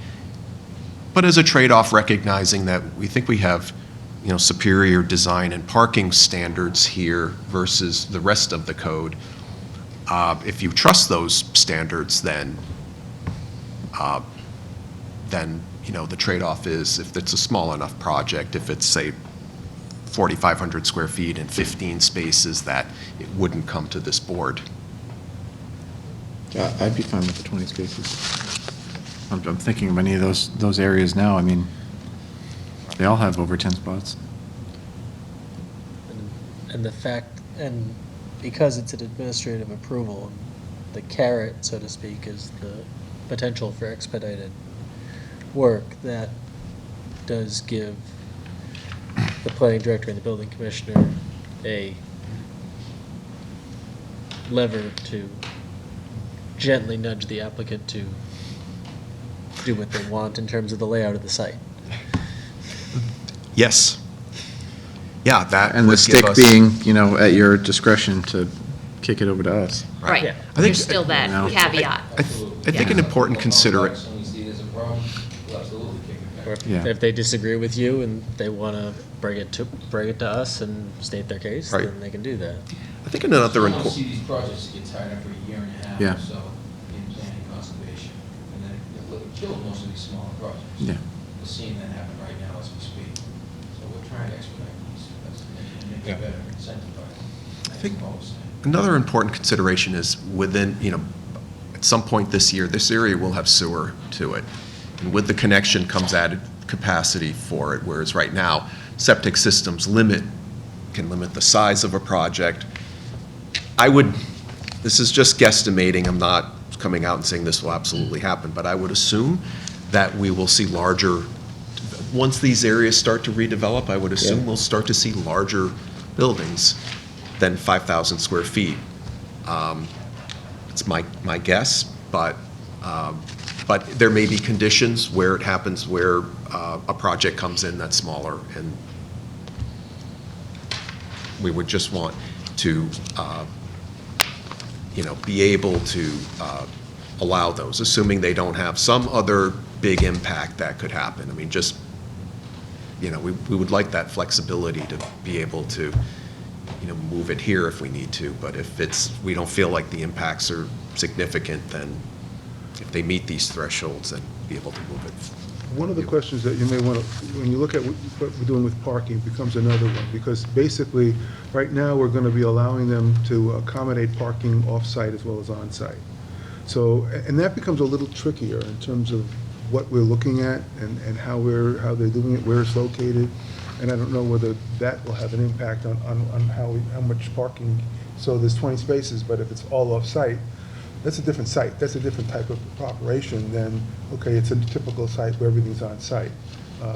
We can be comfortable with that, but I think it raises for me other issues if they're going to say, I'm doing off-site parking, and I'm going to do the bulk of my parking somewhere else.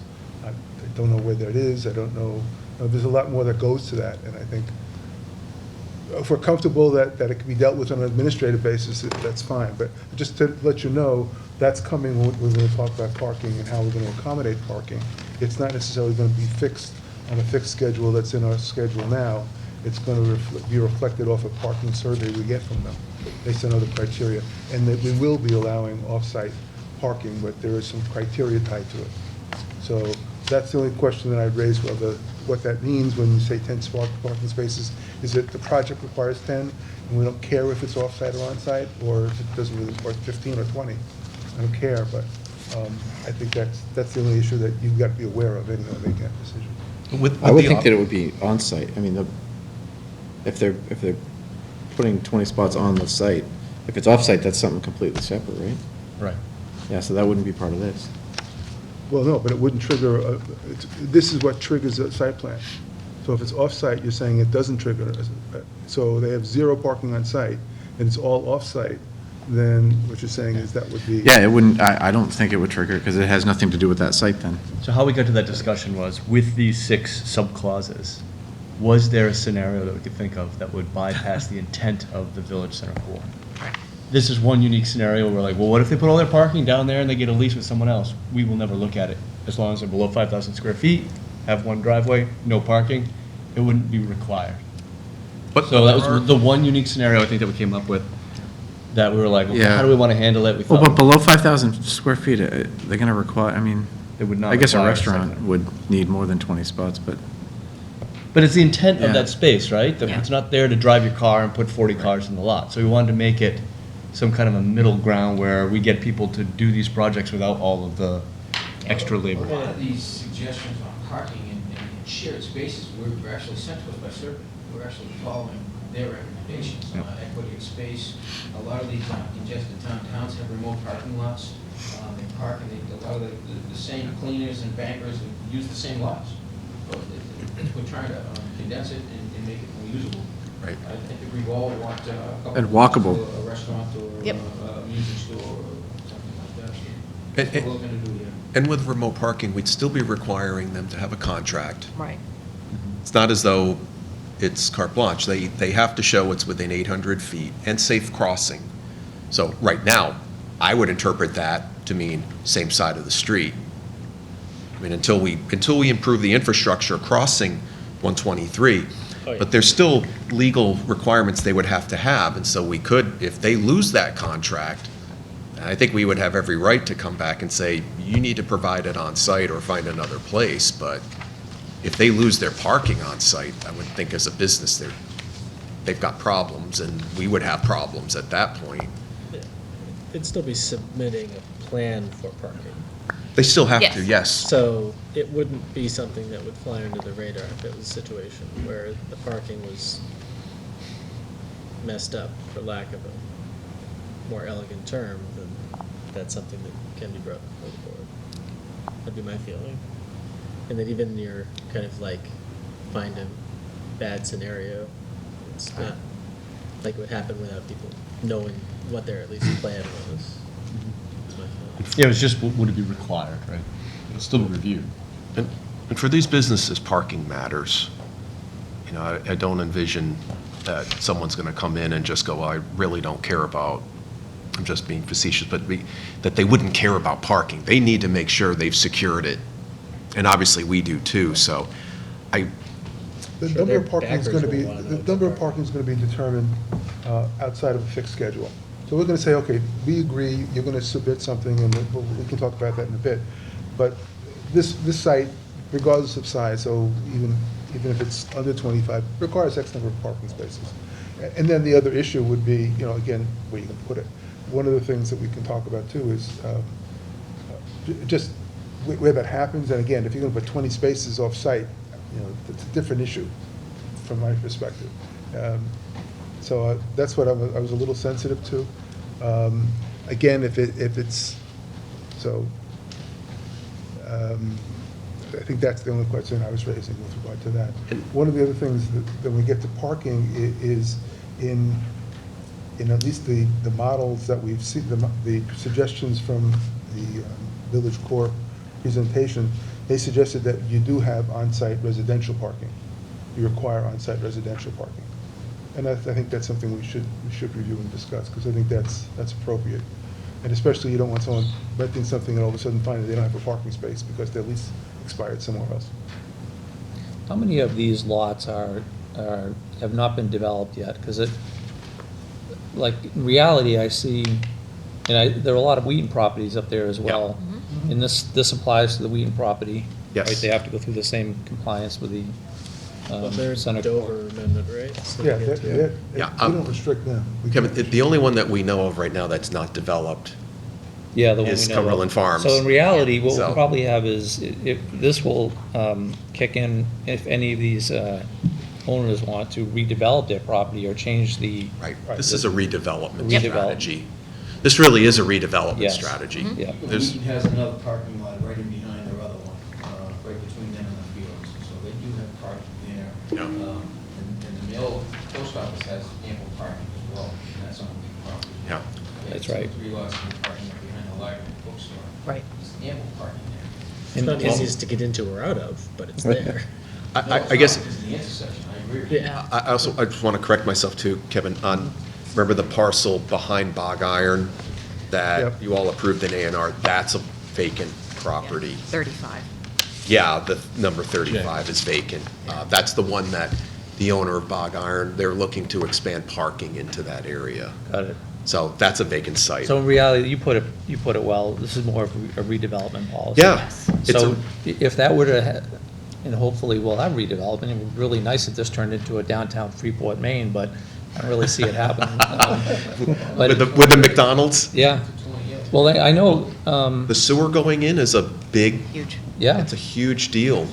you have to have the money. Businesses have to be able to prosper here in order for them to want to move in. Right.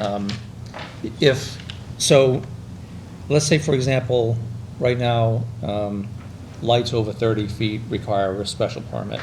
Under the Village Core Center, they're not allowed at all. So if, I don't even know if there are any, I don't even know if CVS is more than 30 feet, but let's say there is one that's more than 30 feet. If they go to redevelop it and change the use of that property, do they now have to comply with the Village Core Center requirements? Change of use would require a new occupancy permit, and then we would review, and I would review with Paul at that point in time. Okay. And if it's too complicated, we kick it back to the board. Or it could be a variance, This is an depending, opportunity but the to goal catch is. if it it's- kind of over time to make everything more compliant with the new Yeah, zoning right. requirements. So to catch a lot of these things as they're being redeveloped. Absolutely. over You have time. to look at it in the fact that Wabash right now can't expand it as a parking. So they're gonna add that space out back, and then they're only open a few hours a week. Mm. If you look at it, and then all the other spaces, all the other buildings in the area will take advantage of That's those what we hope. parking spaces. Mm. So that's what we're trying to do. Right, so if that became parking, then let's say CVS gets redeveloped or another parcel, there'd be potentially available parking for there, for them to say, okay, you know, you only use it nights and weekends, but I have a daytime business, so can I use that same 20 spots during the day while you use it nights and weekends? So the hope is that as we start to layer the redevelopment, Kevin, you're right, we increase the density, we pull things towards the street, we limit the sign and lighting heights, we push all the parking to the back, and because we're hoping with the sewer and the availability of an increased density on these lots, that hopefully is enough to Right. Now, my sense trigger is, some action. you may not remember, but that corner lot, I think it's number 11, that Wheaton owns, they wanted to put a dorm building there for, and they ended up putting one off of Pine Street, but, so if they wanted to put a dorm there, you know, a dormery or any kind of residential property for the campus, they would not be allowed to under this new zoning Village Core Center commercial. That's a great question. You know, universities have different rights. We'd want If top they of the were shop. private, if they were not Wheaton, we did put provisions in to require first floor retail. Right, top of the shop. So at this point, we've started the conversation with Wheaton. They're aware of what we're trying to do. And they were on the breakout session active for the Village Commercial, you know, needs and wants of the community. They were part of that whole process. But it, Yeah, I and mean, they- things may have changed. That was 2 presidents ago. But if I had to guess of any redevelopment or development on all of those highlighted lots, I would think that 11 on the corner would be, and where the post offices would be among the first. That would be kind of a linchpin site, because it's the park right across the way. Yes. It's an important piece. They're all important, but that one, because of its proximity to the. If we lose, The ones- if we lose the grip on that, we miles, you know, it affects the whole plan. The post office, I know Wheaton owns, and I understand that their lease with Wheaton is expiring. So what does that mean for Wheaton's development plans?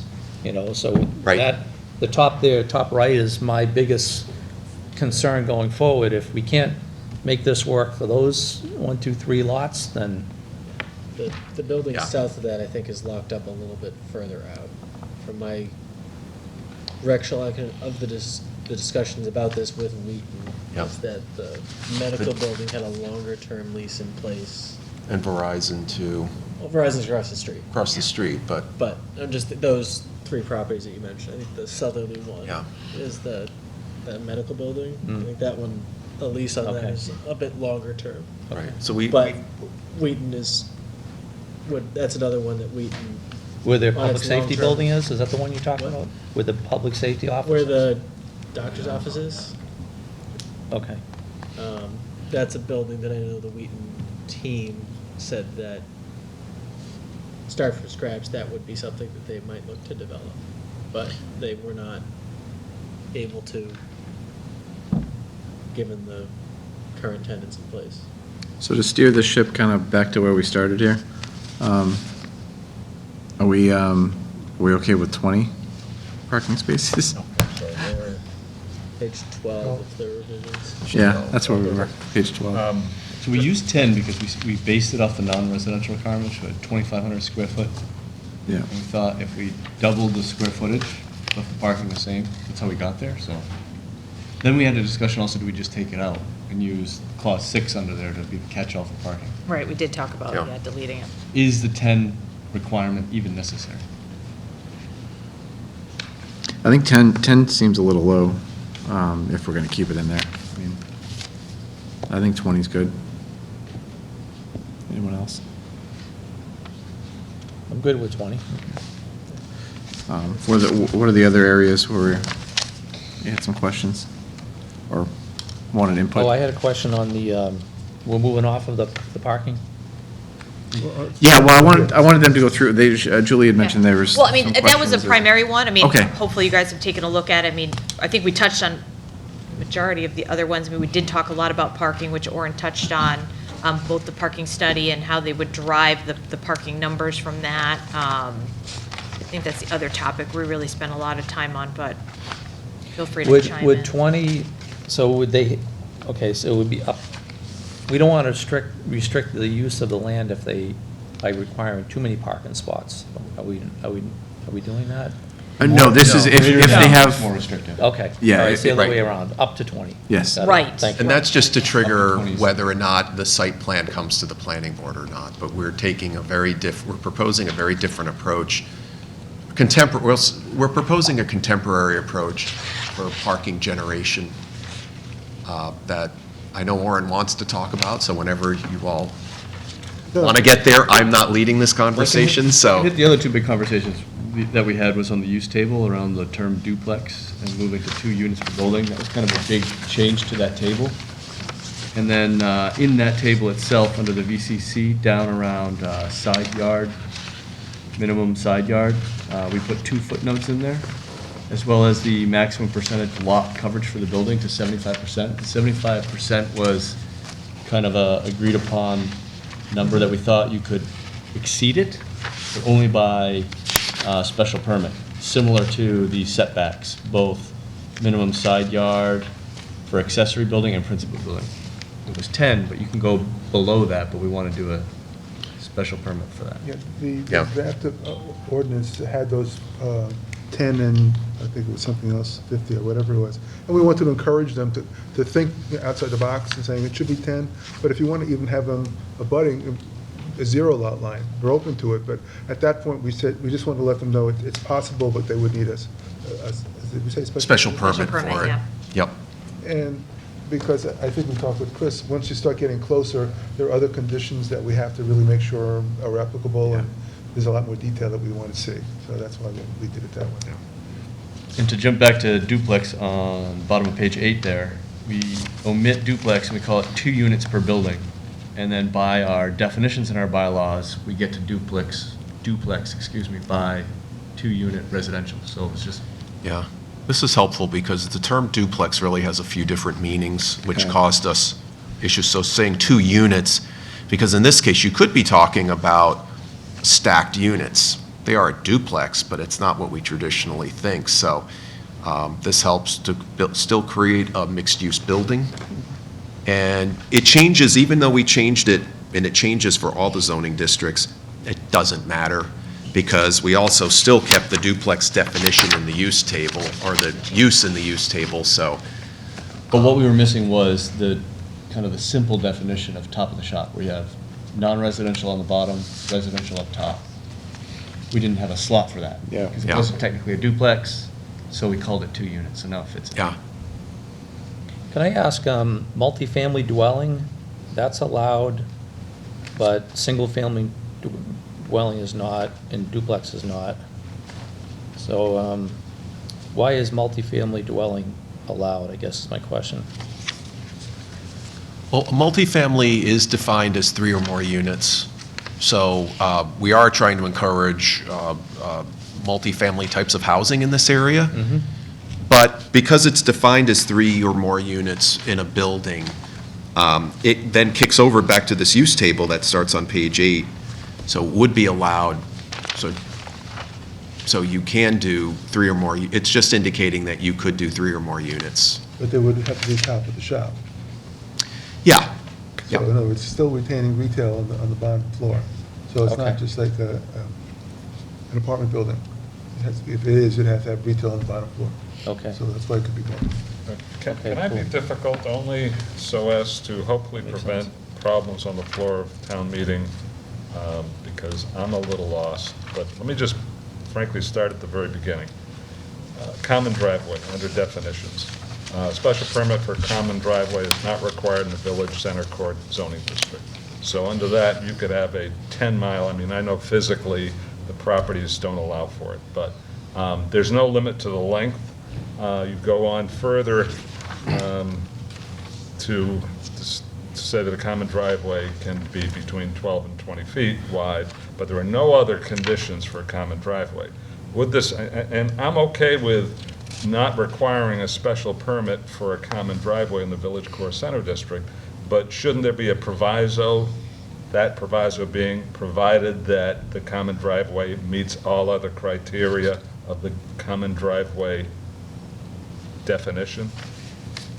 Well, I think Because it- you I have think it no. does Doesn't it say- really? Doesn't it really? Well, I think Since it's- a special permit's not required, but a common driveway shall Yeah. satisfy all the following criteria.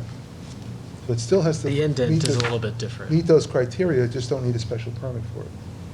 But The criteria still is That's required. what I was thinking when I read it. These all First, fall in- maybe Well, I allowed by understand that, special- but it, It's maybe the location of that statement, Joe? maybe somehow there ought to be, some type of, because as I read it, I thought that, Maybe- that last sentence is referring to common driveways in other areas. Maybe we can put it into I where we. Yep, separate- I was just going to say that, Orin. Let's put it all into I. Okay. Yeah, and then we can just say, while requiring to still meet that criteria, special permit's not required. Okay, move it to I. Yeah, move it to I. Yeah, but just say, while still requiring to meet the above criteria, a special permit will not be required. And I'm confused by the definition of frontage area. Is this now the new definition? What are we doing with the existing definition? Well, there's frontage area, frontage Well, there's a- building. Yeah, it's a different definition. Different definition? Yes. Okay, just want to understand. And there was the discussion we had, did we want to put an illustration there or not? I don't know if, maybe we talked about that, to simplify it. I think illustrations are great. Well, I mean, just remember we talked about it, I'm Yeah. not opposing for or against it, but. Well, yeah, because it wasn't clear that the edge of the paved street, which the main, is it the edge of the paved street, or is it comply with the standard pedestrian circulation district? At a minimum, the walkway. Maybe we do a picture for a town meeting, but not for the actual, Well, I guess- just for an example, I think we're going to. Well, if there's no Multimedia modifications, presentation. It's as written, right? Yeah. Don't get into the minutia. So just so in terms of how we're going to present it, we're not having the whole bylaw. So in some cases, we're making changes to maybe one or two sections, but we're not showing the rest of the sections. So there may be a whole list of criteria, but if we're only changing the criteria in A and B, we haven't shown C and D. And I don't know if we're okay with doing it that way and how we're going to, in terms of presenting it. So it gets, you almost don't always get the whole picture. So you see some limitations, but you're not seeing all the limitations that may apply. And I don't know, and we jump a little bit around, so these sections are not the whole section, it's just what's being changed. Again, on that subject, you're now potentially including as frontage area, property that the property owner doesn't own. I don't know what the layout is on West Main Street, but the pavement, the layout Yeah, you're right. If it's may a- be wider than the pavement. And in all likelihood is wider than the Yeah. So if you're allowing people to go to the pavement, let's say the pavement is this bottle, Right. and this is my building. The road layout may be here, so you're allowing this property owner to count everything to the bottle, i.e. the pavement, as part of my frontage area. Including the Property lot that next to it, that I don't necessarily own. So I mean, if that's what you want to do, that's fine. Well, I think the intent, though, is to try to get the buildings as close to the street as possible, so I wouldn't imagine there's going to be, and based on So we can check with highway, check the legal width of the street, and then they check from the legal width of the street, they go from the center point and then come out, and Right. then that's the legal width of the road. So we'll check with Keith. Well, and for check something out like the West, road right there. but for something like West I Main agree Street, with that's, 123 is laid out. Right. Doesn't matter where the pavement is or isn't, the Yes, road I layout agree. is marked out. So, again, for purposes of full understanding, I would suggest that somehow you use distance between the facade and the street layout. Or the right-of-way? Well, I mean, Well, the street layout is the technical definition of it. Now, what that does to what you're trying to do, I'm not 100% sure, but the street layout is a definite point. Pavement, you know, you may pave up to the street layout, you may not. Again, in that area, I mean, I just don't know what the street layout is, but I'm betting that there is some area between the pavement or the sidewalk Right. and the street layout that is not owned by the property owner, and whether you're giving him or her credit for that area, No, it's just defining what that area is. but you're not, that's my point. Because there's no man's land. Under Sidewalk there anyway, though. You want sidewalk in front there anyway. Right. right, but, I mean, it does say that, right? At a minimum, this area shall include the sidewalk required to comply with standards. right, but the sidewalk may still be 10 feet, I don't know, without knowing, I know that there are circumstances in every community where the street layout is different than what you physically see. So let's check with Keith on the legal width of the road, and we'll see how much area we're talking about right now. And then we can get that back to you. Well, again, it's not, I'm just raising it as an issue so that it's, you know, if it's raised at town meeting, it's problematic. How do we use frontage area? I don't know. Because I see we have minimum front yard, maximum front yard. It is, Came in um, from somewhere else?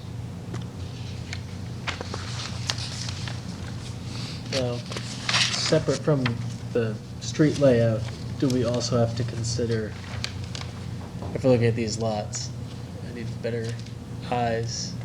It's the 37-01? That's Oh, yeah, where, that one. Front. Ex- That's For really- example, if a building was the entire width of that lot further back, would you also be counting the space between that building facade and the street that counts lots 1702 and 37. 37? So Oh, it's 3702. and but you know what I mean? Like, Yeah. because it's not a regular shaped lot, because nothing in Norton makes sense. So So- do you also have to specify that Yeah. it's within that lot? Or does that go against what you're looking to do? Yeah, exactly, that's the, Yeah, so like this. If the building here. Yeah. Goes across. Is that the frontage? That would include the lots. I don't know if you can do it on that, but.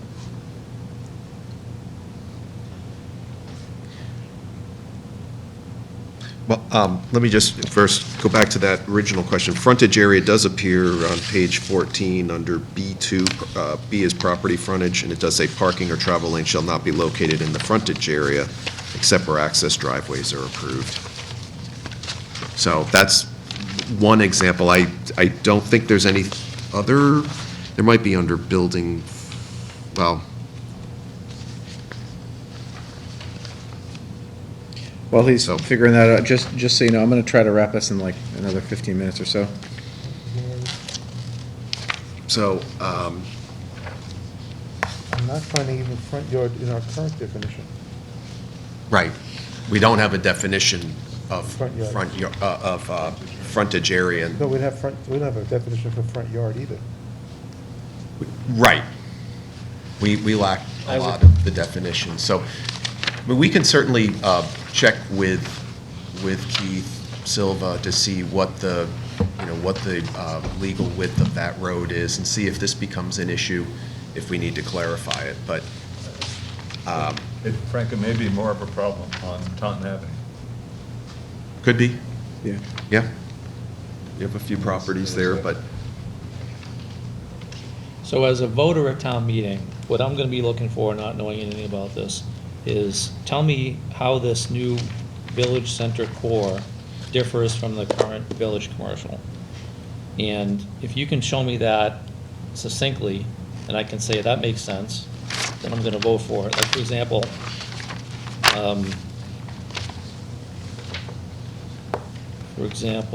mobile homes. You can get it in village commercial with a special permit. In this village center core, you cannot.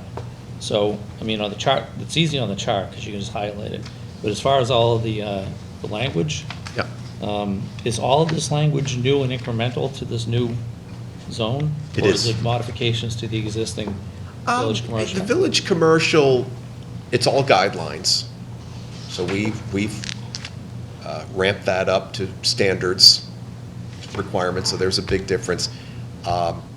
Those are just general guidelines, and it doesn't say, it encourages placing build parking in the back. This now says you have to do it.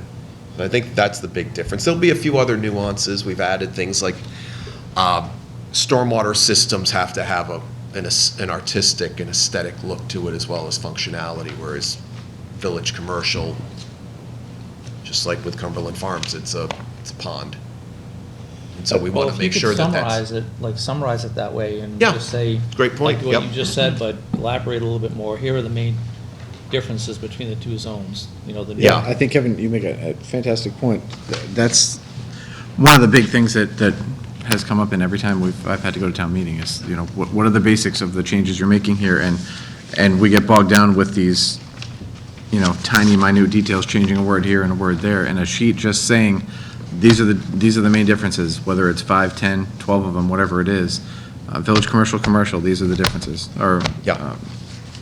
Yeah, so. Well, our intention was not to get specific bylaw to bylaw, what's the incremental change, but more have a presentation of what the intent of Yeah. the village center core is. Right. Right. And then have anyone ask questions, but if there's no edits, we wouldn't have to go into that. Yeah. Right, but as part of the process to get to town meeting, we're going to be, make ourselves available. We'll notice the property owners, the business owners, the abutters, general public, and, we'll have a presentation ready.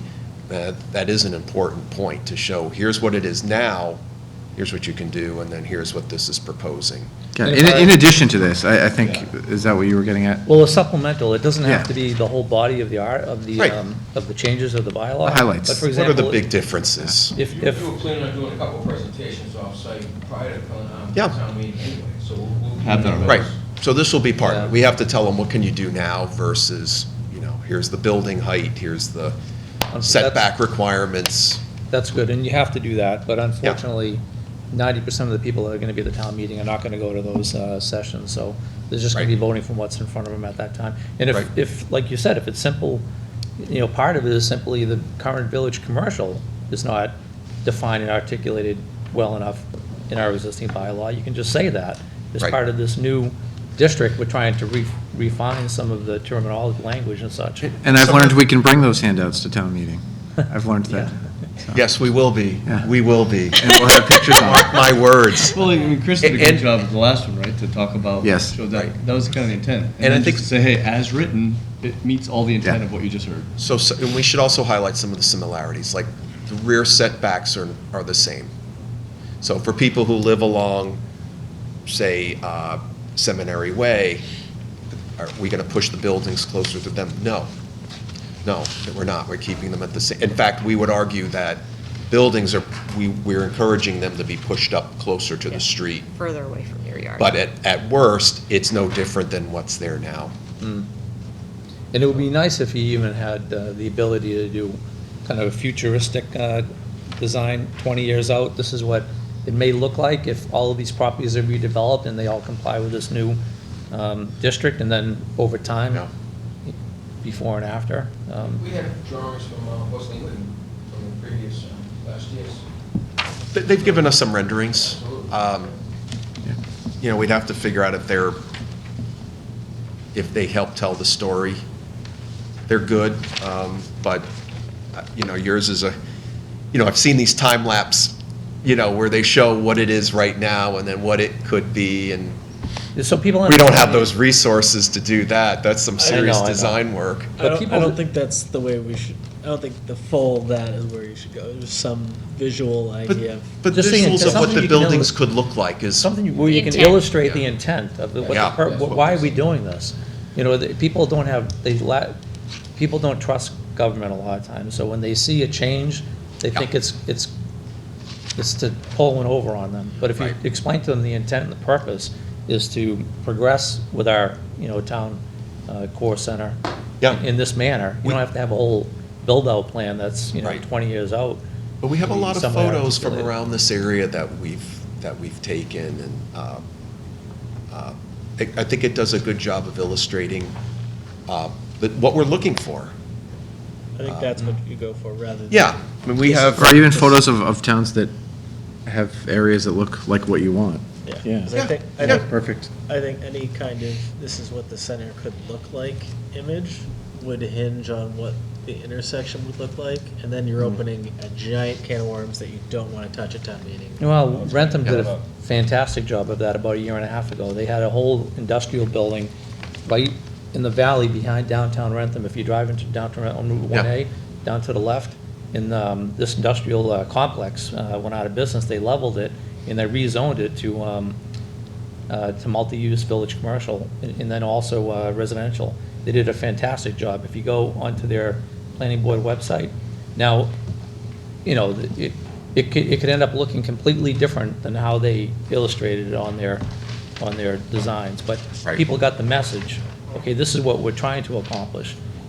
It may not have all these residential buildings here, or, offices and shops here, but we get it, and they voted like 90% approval, so.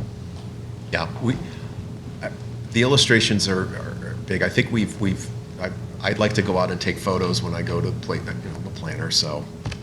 I found a really good one in Burrville, Rhode Island, of a new brewery. In fact, the town owned the land, they redeveloped it, and they have actually a couple blocks where there's, one of the buildings, there's a brewery on the bottom, and there's affordable housing above. It's 3 stories at its peak. And they worked with Housing Works.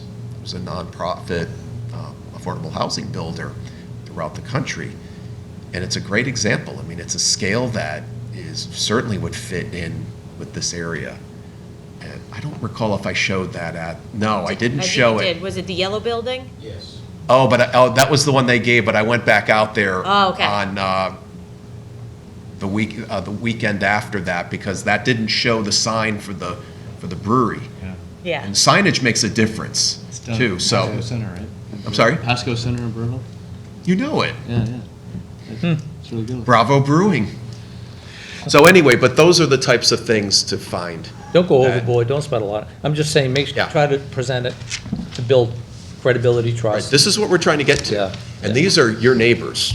This isn't Portland, Oregon, San Francisco. This is Mansfield, Bristol, Rhode Island. I mean, it's, and Pasco, so, yeah, no, that's great. That's what, we're on the same page. That's the direction we're heading in. You did a great job. Were you guys televised while you had this working Yes, session? we were. If There you'd you like are. to watch the videos, you can. Joe, did you have any other comments? Yeah, just a technical correction on page 8, on D.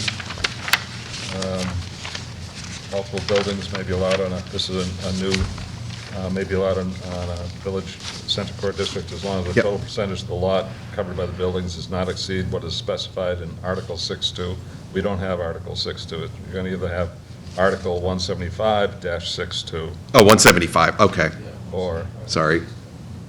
Yep. 6.2 table. Well, 175, 6.2, that'll cover it. Yeah, well, as long as it's a- Great. Thank you all for your efforts. Excellent work, guys. Nice job. One of the things I just wanted to just point out, what we've done in this site plan review is we referenced the design for the village core, and we referenced the Norton Village Center Commission plan as our intent is to articulate what's in that plan. I don't know that whether we want, I mean, I think that you're going to have a developer having to look at that plan and to try to set that out. And I don't know, in looking at this, the plan really specifies what it is. It may get confusing because this whole plan shows the development in different things, of different ways, different configurations. And so we're having them look at something that may be beyond what we're really looking to. Yeah, and that's a great point, and I was thinking about that after. What if we just added that the intent, something along, this is on page 13, on number 3, to achieve its intent as articulated. What if we put in compact and walkable community as intended in Yeah, the... so just, maybe we can just look through this and pull out some of the language that's broad enough, but having them look at this particular document is sort of adding a whole new level to that, and there's things in here that would take them down a different path than we want them to Yeah, go. I think if we say compact and walkable, it's, And then I'll ask the board, if we use the word compact, are people going to get get in their head something like Back Bay or Manhattan? Do we want to avoid a word like compact? I don't want to say dense, because that's... Once you just said compact and then Back Bay, then that's all I can think about. Actually, you know, if you go into downtown Mansfield, that's compact. Foxborough around the circle, that's pretty compact. But it's at a very, you know, it's a scale similar to what we have here. I just want to make sure the terminology... A walkable. Yeah, walkable. So I don't know what that word, other words, but basically you want to make it walkable and you want to attract businesses. So everybody at the town meeting is going to be sensitive to, in a good way, to attracting businesses. Walkable into this- destination. Into this Walkable destination. downtown village. I mean, this- Vibrant and walkable? Vibrant. Vibrant and walkable. The most important thing for our town now Source is to of- bring businesses into it, so that's the purpose behind this, right? Yes. Yeah. I mean, that is the intent. It's to create a place. It's to create a vibrant place. Yeah, so that's fine. Okay. And then- So we'll address that by just adding some language, talking about what the intent in the plan is. And then just, my other concern that I had raised, just wanted to raise is, we're talking about a parking situation where we're asking them to do a parking survey, basically, and to develop a report. And part of it, we're looking at, to look at the, one of the things we're looking basically to is the ITE standards. Yeah. Okay, that's okay. One of the things that I just want to be aware of is most of these developments are dealing with communities that have at least some on-street parking and some available municipal parking. We really don't have either one of those. And so I'm a little concerned where, you know, we can say, you know, we're pushing them out to say, find other spaces, and you can limit what you're doing. One of the things we talked about, and it's not maybe available now, but looking at opportunities in the future for the town, where the town might be able to provide some parking.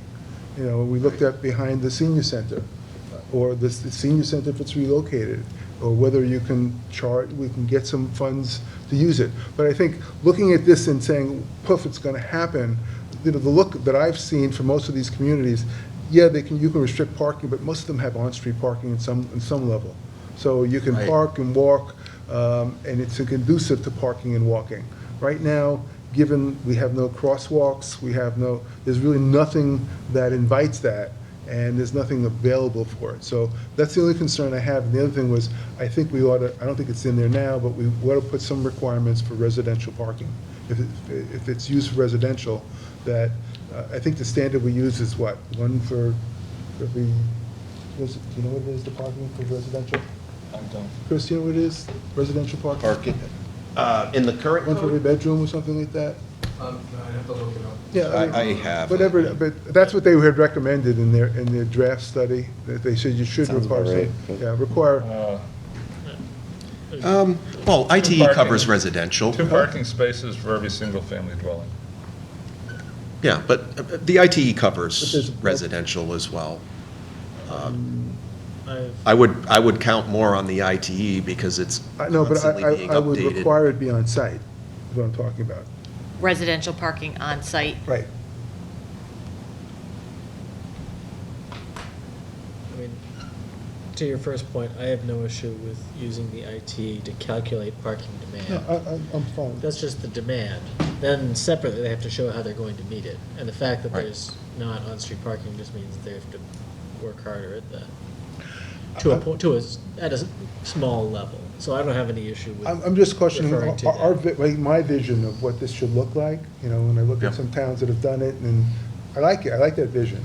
But in looking at it, I've just noticed there is on-street parking. So if I'm gonna go Yeah. shopping, I see a spot I can park, I can walk up and down. Right. Or I know there's some place I can park that I can go, that's central to everything I wanna get to. Right. That's sort of- We have serious restrictions on parking here. I mean, not Okay. restrictions, but we have limited capacity because we don't have on-street. Well, And that's so why. my gut is most of this, we're going to see, again, this is an assumption that we're really going to see it'll be a rarity if we ever see a project that comes forward and says, want to park, 500 feet away, someone is doing But that. the other side of that is if, if there's funds or the availability of some municipal parking, then the guy coming in saying, I can build out more space on this, I can maximize my Yeah. property. I- And that's the incentive. And whether there's a way, is a special zone, you can tax them differently if they have a municipal lot, or whether there's a charge for doing it, or whether it just brings in business, if it's, how much. Yeah, I mean, I just think- the I think assessor would that's- view it as a commercial space. I don't know if we would have anything akin to a pilot, but I agree, because in addition to parking, I would really like for the town to look at, safe crossings in this area. We heard with Cumberland Farms, can't do a lighted signal because the traffic, what was their response? The traffic volumes didn't warrant it. Understood from that perspective of not requiring an applicant to do it, but that may be something that as a town we need to look at down the road as this area evolves.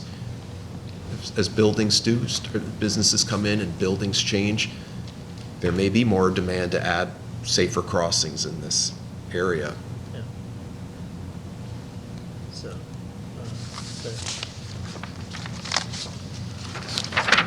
So, well, Orin, you brought up requiring residential parking on site.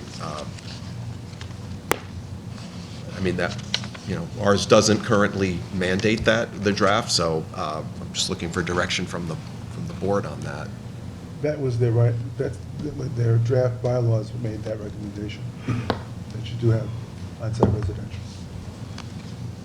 And I personally think that's appropriate to have. I tend to agree with that, too. Okay, so we could, Why not create an opportunity to have off-site with a special permit? I mean, if someone, you have a lot of backland here that does not fall within the village commercial core, but if they were to buy back pieces and have it off-site, why wouldn't that be allowed with a special permit? If it's connected to their property, it's one thing. Even if it's not. well, if it is, then it's one lot. Well, Because it one lot of the becomes common ownership one lot. becomes one lot. It becomes one lot, but it doesn't mean that portion of the property is now village core commercial, and therefore wouldn't enjoy the benefit of village core commercial. Yeah, I would say on-site or by special permit, off-site. Yeah, I guess that wouldn't That expand, makes I sense. guess. You don't becoming expand one- the zone. If yeah. someone decides, I'm gonna buy all these pieces of property and Yeah, you're and right. enjoy village core commercial, it doesn't work that way. Be brilliant.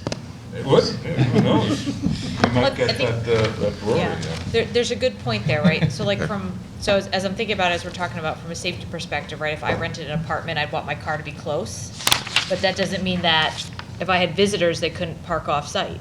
So maybe there is some variation between that, Joe. So I do like that there's some flexibility and, Well, I mean, I'm getting the sense that what we want to introduce with this is the whole concept of flexibility. Yes. But have some type of control so that it doesn't go crazy on us. so if we would say that it's on-site parking, residential parking would be required on-site or Or Or off-site by special permit, yeah, off-site by special permit. Yeah, that's fine. That's fine. And do keep in mind, one of the things, going back to when we were talking about earlier about what triggers a planning board special permit, a site plan review, anything that has a special permit would automatically then trigger Right. the special permit and site plan coming to you, so. Right, but a lot of the stuff now no longer requires special permit. Right. Some of it, right, the uses, some of the uses, right. All right, ladies and gentlemen. Just one last thing, on the bottom of page 13, there was a note in the comment section there, do we need to address that? It said, recommend deleting as it's covered by section E, building entranceways. Yeah, this was one, Orin, you had pointed out that the consultant, that was page 13, Scott? Yeah. Yes. Okay. In their draft. If we leave it in, that's fine. I think it's also covered in, under building entranceways. That one that just says, no building exit shall be located in a manner that impedes automobile egress from the So we'll site. just leave it in then? You can, again, I think it's probably covered, I'd leave it in. okay. Yeah. Leave it, all right, fine. I don't see it quite the same way. Slight so different I'll details. just leave it. Before we go, what about, I know we were going to talk about whether or not the subcommittee would continue to look at the marijuana bylaw. Right. Yeah, when we met as a committee, I just said I would undertake to do, just to mark up some of the issues that I saw. I've done that, we haven't circulated, I don't know if you circulated that? Yeah. You did circulate that? Yeah, I haven't looked at it, Orin, but No, we no, got it. but I just wanted Yeah. to just check with the board if it's okay with us to do that same process or similar process in moving forward with the marijuana law. I'm perfectly fine with that. I think it saves us a lot of time here. And from what I see with what you've already done, it's fantastic, so. Yeah, I I have mean, to unless say there's that any the objections to value it, added was yeah. great. I just noticed the committee, the industrial committee is having a meeting tomorrow. Yeah, EDC. I just noticed that. Is that, I mean, I don't know, I know you guys haven't read it. I would like to maybe get, would you be okay with forwarding that on, just saying, we haven't met as a committee, but these were some initial drafts, you can just say that I made in advance of our getting together, just so, I don't want to miss out on the next meeting and then, because the process is moving quick. Basically, I was just pointing out some specifics about dealing with one of the problems with just the draft. It was more technical than what was in it. I added some things for us to discuss that were in the models that they used, but they didn't include. I put that in so we could review it. Also, basically, the medical marijuana is still a separate use under our bylaws. They changed the bylaw that was medical marijuana use without recognizing its existence. The other thing they use is they establish a marijuana establishment, which basically includes all those uses that were defined, that we said, why you have all those definitions. Oh, yeah, all the And definitions, the yeah. question I Orin, have yeah. for them and for us, are we limiting it to retail marijuana, adult use retail? Is that the only use we're allowing, or do we want to have that broader use in our bylaw? And I wasn't sure what they wanted to do. So those are the types of things I addressed in that, and I raised more questions than I answered, but I Yeah. just, I can forward it to Renee and Sandy. you can just say, but some of that, you can actually show the email as well, because I just Yeah. said, those are just things I put back in just so we could look at it. I know they took Yeah. it out, maybe we can ask them. And I'll let them know, sounds like the subcommittee is okay. Well, you can't do that. I would. Oh. Yeah, I mean, I would say it's Oran's comments on it, because Yeah, it hasn't been. I was discussed thinking by the initial subcommittee. draft to Yeah. be reviewed with the subcommittee, but in So I light think he's of, saying Right, I'm saying that the will subcommittee reconvene with, I think that's. will, Right. Yeah. that's, Are we, so we are? yeah, that the subcommittee. Don't look at Kevin. He's like- I didn't know if someone else wanted to participate, that's just saying. Well, I mean, the thing would be about our subcommittee, just on the marijuana issues, none of us were here for the first draft, so I don't know if that's a good thing or a bad thing, maybe our inexperience.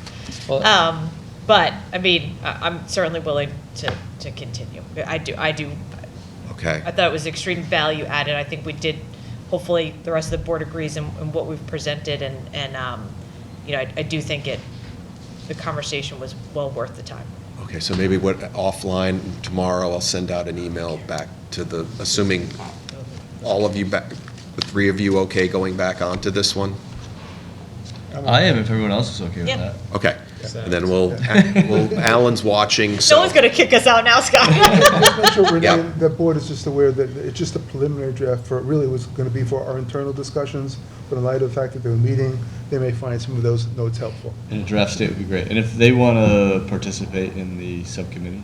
Oh, they'll need Yeah. to. Yeah, They'll that's need even to, better. so we'll coordinate with everybody. Okay. Yeah, if you didn't want to keep doing it, you shouldn't have done such a good job. I know. I think the intent Really of bad just job. taking a first pass and scrubbing some of it, I mean, Yeah. clearly some other items. It's a huge difference, because this would have been, a two-night discussion, 5 hours a night. I mean, it saved us quite a bit. Well, I will say that Still Paul gave us I this know, I nice appreciate it. little, We all appreciate it, I'm this sure. nice little calendar of how we're supposed to get this done, so. With dates. And we're on And it. everything, Good. so far, so good. So- So actually, at this point, do you need to see a revision to the language changes that you've made here? Or am I okay to just submit this as the warrant article? I think, yeah, you should bring it back. Oh, with we the have. Changes, yeah, we still Yeah, we to- have that issue with the frontage area, so. Yeah. Well, not only that, I think, because I think we want to go over this Additional and review. knock out any kinks in it before Okay. it's printed. Yeah. If there are any changes in the meantime, I would make sure you get them to Paul. Are we having any public meetings before you set it up for the warrant? Or are you planning on any public meetings or butter meetings before we send it? Not before. I think it's better that It's official. that we just put the warrant article in and then Yeah, we meet gotta with get the people. warrant article in by the 12th. So we talked Yeah. about it tonight, we can talk about it a second time on the 11th, but that would be it. We'd have to get, the 11th would be our last chance to talk about it from a warrant article's perspective. Right, and then it comes back in April for your vote for recommendation at town meeting. Just consider So that. in between that time, we'll be meeting with the public. It's gonna be busy. Okay. So- We should avoid the 11th, right? Because that's how we get in these jams. 'cause we Well, have I mean, the 11th would Cumberland hopefully Farms, be the quick. Billboard.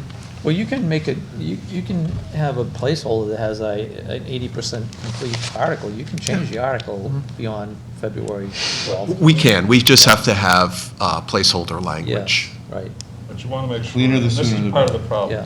yeah. The language that appears on the warrant should be as close to what we are finally recommending, if not exact. Oh, because- that definitely has to happen. Yeah. No, it's going to be exact. I'm not, I won't move it. Well, I mean, if that's the case, that's not going to happen The whole again. intent was to have you all direct me to Yeah. what that language is. But I would coordinate with Mike or whoever Yeah. prepares the warrant to say, what's the drop dead date for the exact language that you're going to post? Yeah. out? Go out to print. He's going to do that, and then he's going to Yeah. tell us 2 weeks before that date, so that we get everything out, and, I because that's what we did last time, and we still had corrections, and so this time, it's going to come back on the 11th, any additional changes are going to be made then, and that's pretty much going to be it. So I can So- pretty much assure you that February 11th will be probably the last time for what the language is for the warrant article. But then you have, the problem is with that, and again, I don't know how Mike coordinates this, but you have public hearings. Yeah. Which may Alternate. point something out that requires changing. Yeah. And if Mike is okay, I mean, the warrant has to be posted 14 days in advance, so technically you could submit it 15 days and Yeah. with word processing, it's done. Right. But if we're going to submit something that's a placeholder, then at some later point, offer new language, and that new language doesn't make it to the warrant, that's why it has to be coordinated. Yes. Well, the problem that happened last time is the new language wasn't approved by the board before in time. So if we're going to do that, that's fine, but we have to have it approved and ready to go within that Right. 14 days. Yeah, I know Well, what I you're mean, saying. again, I don't want to speak Right. for what his time frame is, but. And we're trying to back up also that, so the town meeting's May 18th. So the way we've scheduled, the way I have it scheduled is you would have your 2 meetings in April where you could look at the, whatever, the language is at that point. And there's a May 5th meeting as well. So we're not going to have the same problem we've had recently where you're meeting 3 days before town meeting. So Paul, this warrant that you have here for the 12th is just a placeholder? That's not what. It's placeholder language, but we really should have it. I mean, you're very close. Any right changes now. from the board should be done by the 11th of February. I think you've got to have it I done. don't see any reason to extend that any We're further. pretty close, right? I mean, that's, No, but- no, Well, no, did- I understand- Meetings with the finance committee, meetings with the select. I understand that, but meetings from the board, the decisions from the board, this board here should be done on the 11th. This is the problem this board is, And this that's is where the problem. You're gonna run into problems. Joe, hold on a second. This is the problem that this board has had for years, since I started here, is that we drag our feet on everything. So we should have everything in here, any decision we're going to make, any changes, by the 11th. I understand other And boards are why going to have meetings input. with the finance committee, the selectmen, pre-town meeting, and that's where you run into problems, because you've got other, finance committee does not approve of this because we want such and such a language, which the planning board itself may be very comfortable with, unless it's printed on the warrant. And that's all I'm saying, is working backwards from town meeting, when does Mike, or whoever it is that prepares the warrant, need final language? And that's the date we should be working from, if we're gonna have all these other meetings with the board. What I'm worried about is following the schedule as far as getting it in on time. I understand we're going to have, all the other committees, all the other boards are going to have their input, and there are going to be changes. But as our board, I'm just talking about our board. Our board needs to be on the same page and agreeing on something by the 11th. The question is. I when don't does the- understand. When does the final warrant get printed? When is he needed to print the final warrant? It's not this, it's not February 12th for a May warrant. It doesn't get printed. Maybe They printed an initial one. February 12th is the deadline that Paul and, that's when we need to have this put together. Yeah, I disagree, I respectfully disagree. I completely agree with Joe, because what you need on that timeline is the date when the warrants have to go to print. The very last, actually, back it up a week or 2 weeks if you want. Yeah. Yeah, When I'm there's not a town suggesting- meeting. And we can make changes, Well, yes. that's- And what I'm trying to avoid is what happened the last several times, where we're 2 days, 2 weeks before a meeting, and we're making multiple changes not gonna that, I know, I think- but But what Joe and that's I what are happened saying is before. not- And I know with You're the, talking about two different things. You I think realize so. that, right? I think what the chairman is saying, let's get it as final as we can, as early as we can, by the 11th. I thought he said to that get it when you go completed. into all these meetings, they've already seen our latest final draft that we're okay with. Then we take all the feedback and we finalize it with that warrant in the time period that we have. That's what I. yeah, that's what he I'll just said. correct you, yeah. Completely done, meaning all of our suggestions, all of our discussions, completely done. Internal, by this board. It doesn't have anything to do with anybody else. Okay, that, Us, as a board, have that done by the So 11th. that at least we've all given our final vote, so that when we go in front of FinCom and Select Board, they understand that we're done with it. Now we'll consider their feedback. Yeah, all of us have had our input on it, and then, I'm with Joe on this, All right, because but- you're gonna all right. get feedback through all of those. And that's. and at that point, that's when we where you change gotta do it, things. You have to be able to modify and adjust. Well, yeah. I'm not We saying, don't want I'm not to saying, just change, here's my point, we don't want to just change it internally. It's that change, whatever that change, after we've met, again, the planning board amongst itself comes up with language. Then we meet with other people, and they suggest language. You then have one of two options. You say, we're on the record as going with this. And then you have this selectman or whomever else saying, well, we're going to move something that's completely different Well, they're not language. gonna support it. You have chaos. To me, you meet with these people, have them say, language is perfect, or wouldn't it be better if you do such and such? You come up with that final language, post it on the warrant, so that when the warrant is printed and people are reading it at town meeting, they're not hearing, Joe, I completely agree with you. but. We're presenting, we need to Okay. present something to the board that we've all discussed and agreed upon, and that is the 11th. But That just- we're going to discuss it, agree upon it, and then present that to the other boards. And then we go on that process. I think you're getting way ahead of what I'm Can I saying. say this in a different way? Roll all these back in. So, there's a pre, to Joe's point, we want to know the final date to get the final warrant language printed. right. So, we take that date and we go to the previous meeting of the planning board before that, whatever that is. Even soon, even, you No, know, I'm go saying, back a month. whatever meeting we set, we say, okay, assuming that's, we'll just say, for sake of argument, that's our early April meeting. There's two. That's if necessary. You have to, no, you have to have two.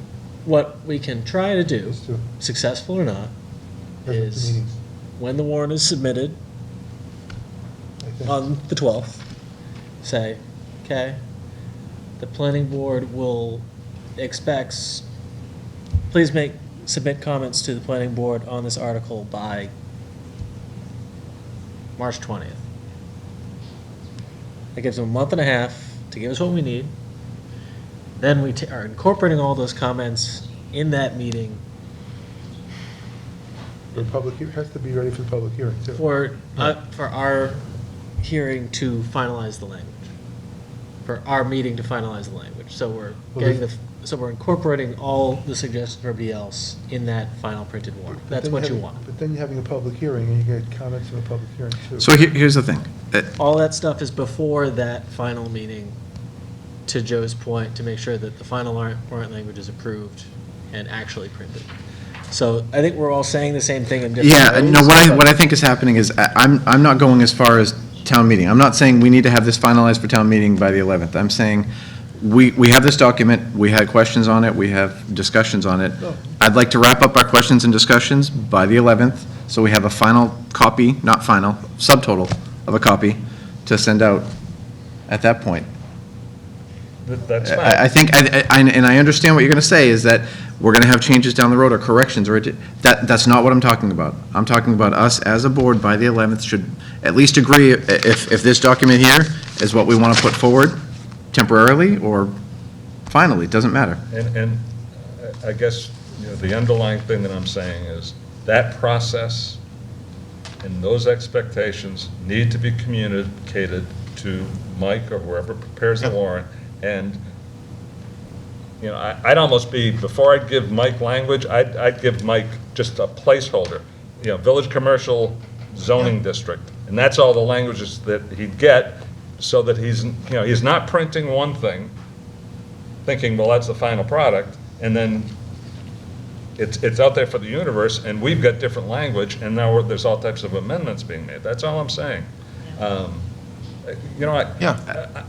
I did this for 23 years. I never had these types of problems because I would literally take, as a warrant article, a scrap piece of paper that said, whatever. And then I'd follow up with that board or whatever. Here's when I need drop dead language. Do whatever you've got to do, but by such and such a date, I need that language. Because I think what's happening is we're submitting language to Mike. The process goes on. Mike takes the language that we've got, that we've given him, and he prints that. And now all of a sudden, we're 3 iterations different. Yeah.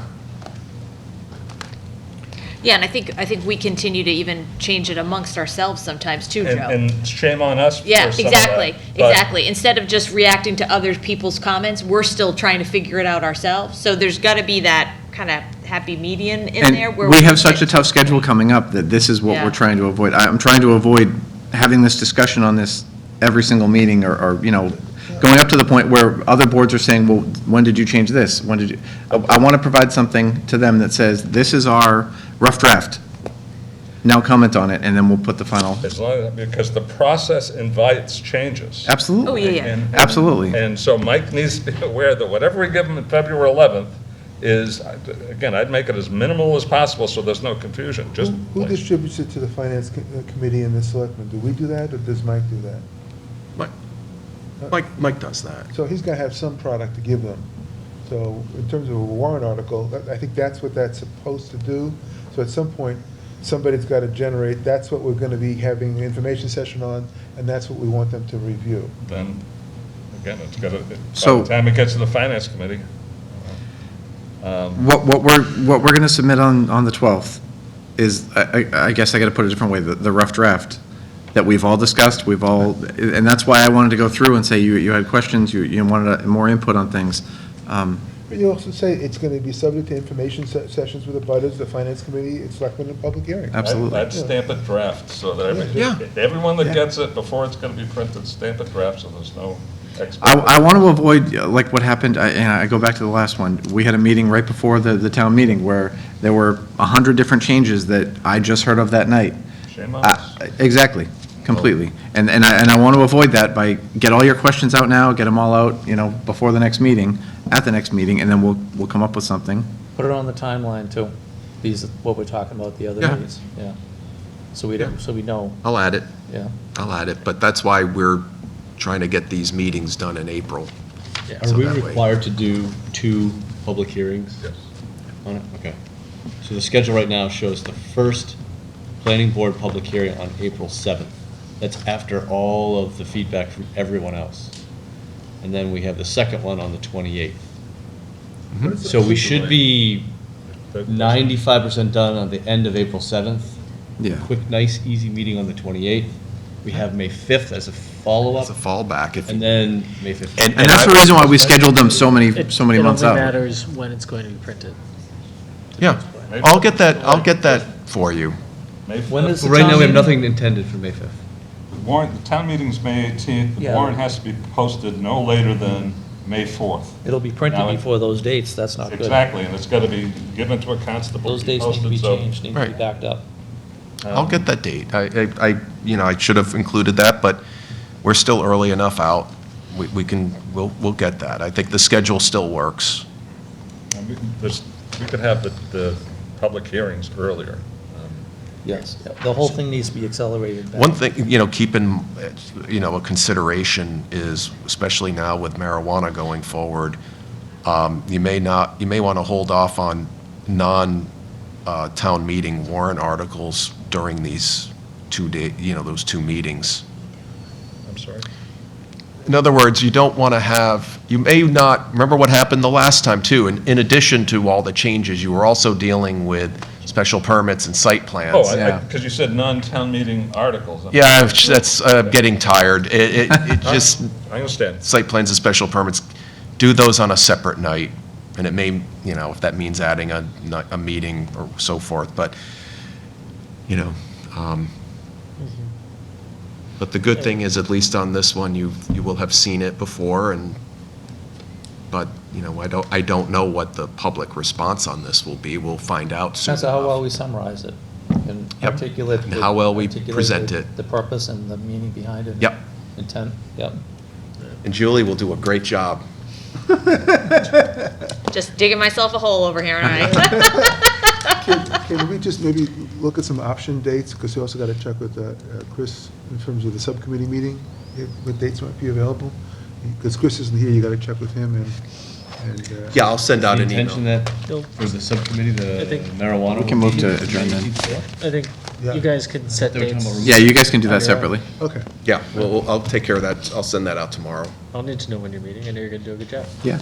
What I do need to know is if there's a motion to I think adjourn. you were just talking about. There is, so the moved. marijuana article going on the May 18th? Did you say? He did. We have a motion to adjourn.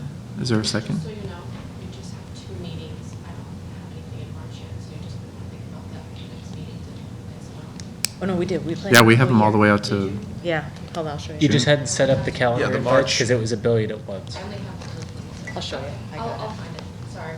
It's not in here, I don't know why I didn't do that. I remember we set like 6 months at once. and you yeah. did like half of Well, this them. was the reason, so we could Yeah. schedule these things during the meetings. Yeah. All right, so there's a motion on the table to adjourn. Gee. There's a second anywhere. Are we ready? Any more? I was going to, and then Scott started talking, so I decided. Sorry. Second? Oh, motion and a second. Any further discussion? Hearing none. All in favor? Aye. Aye. Aye.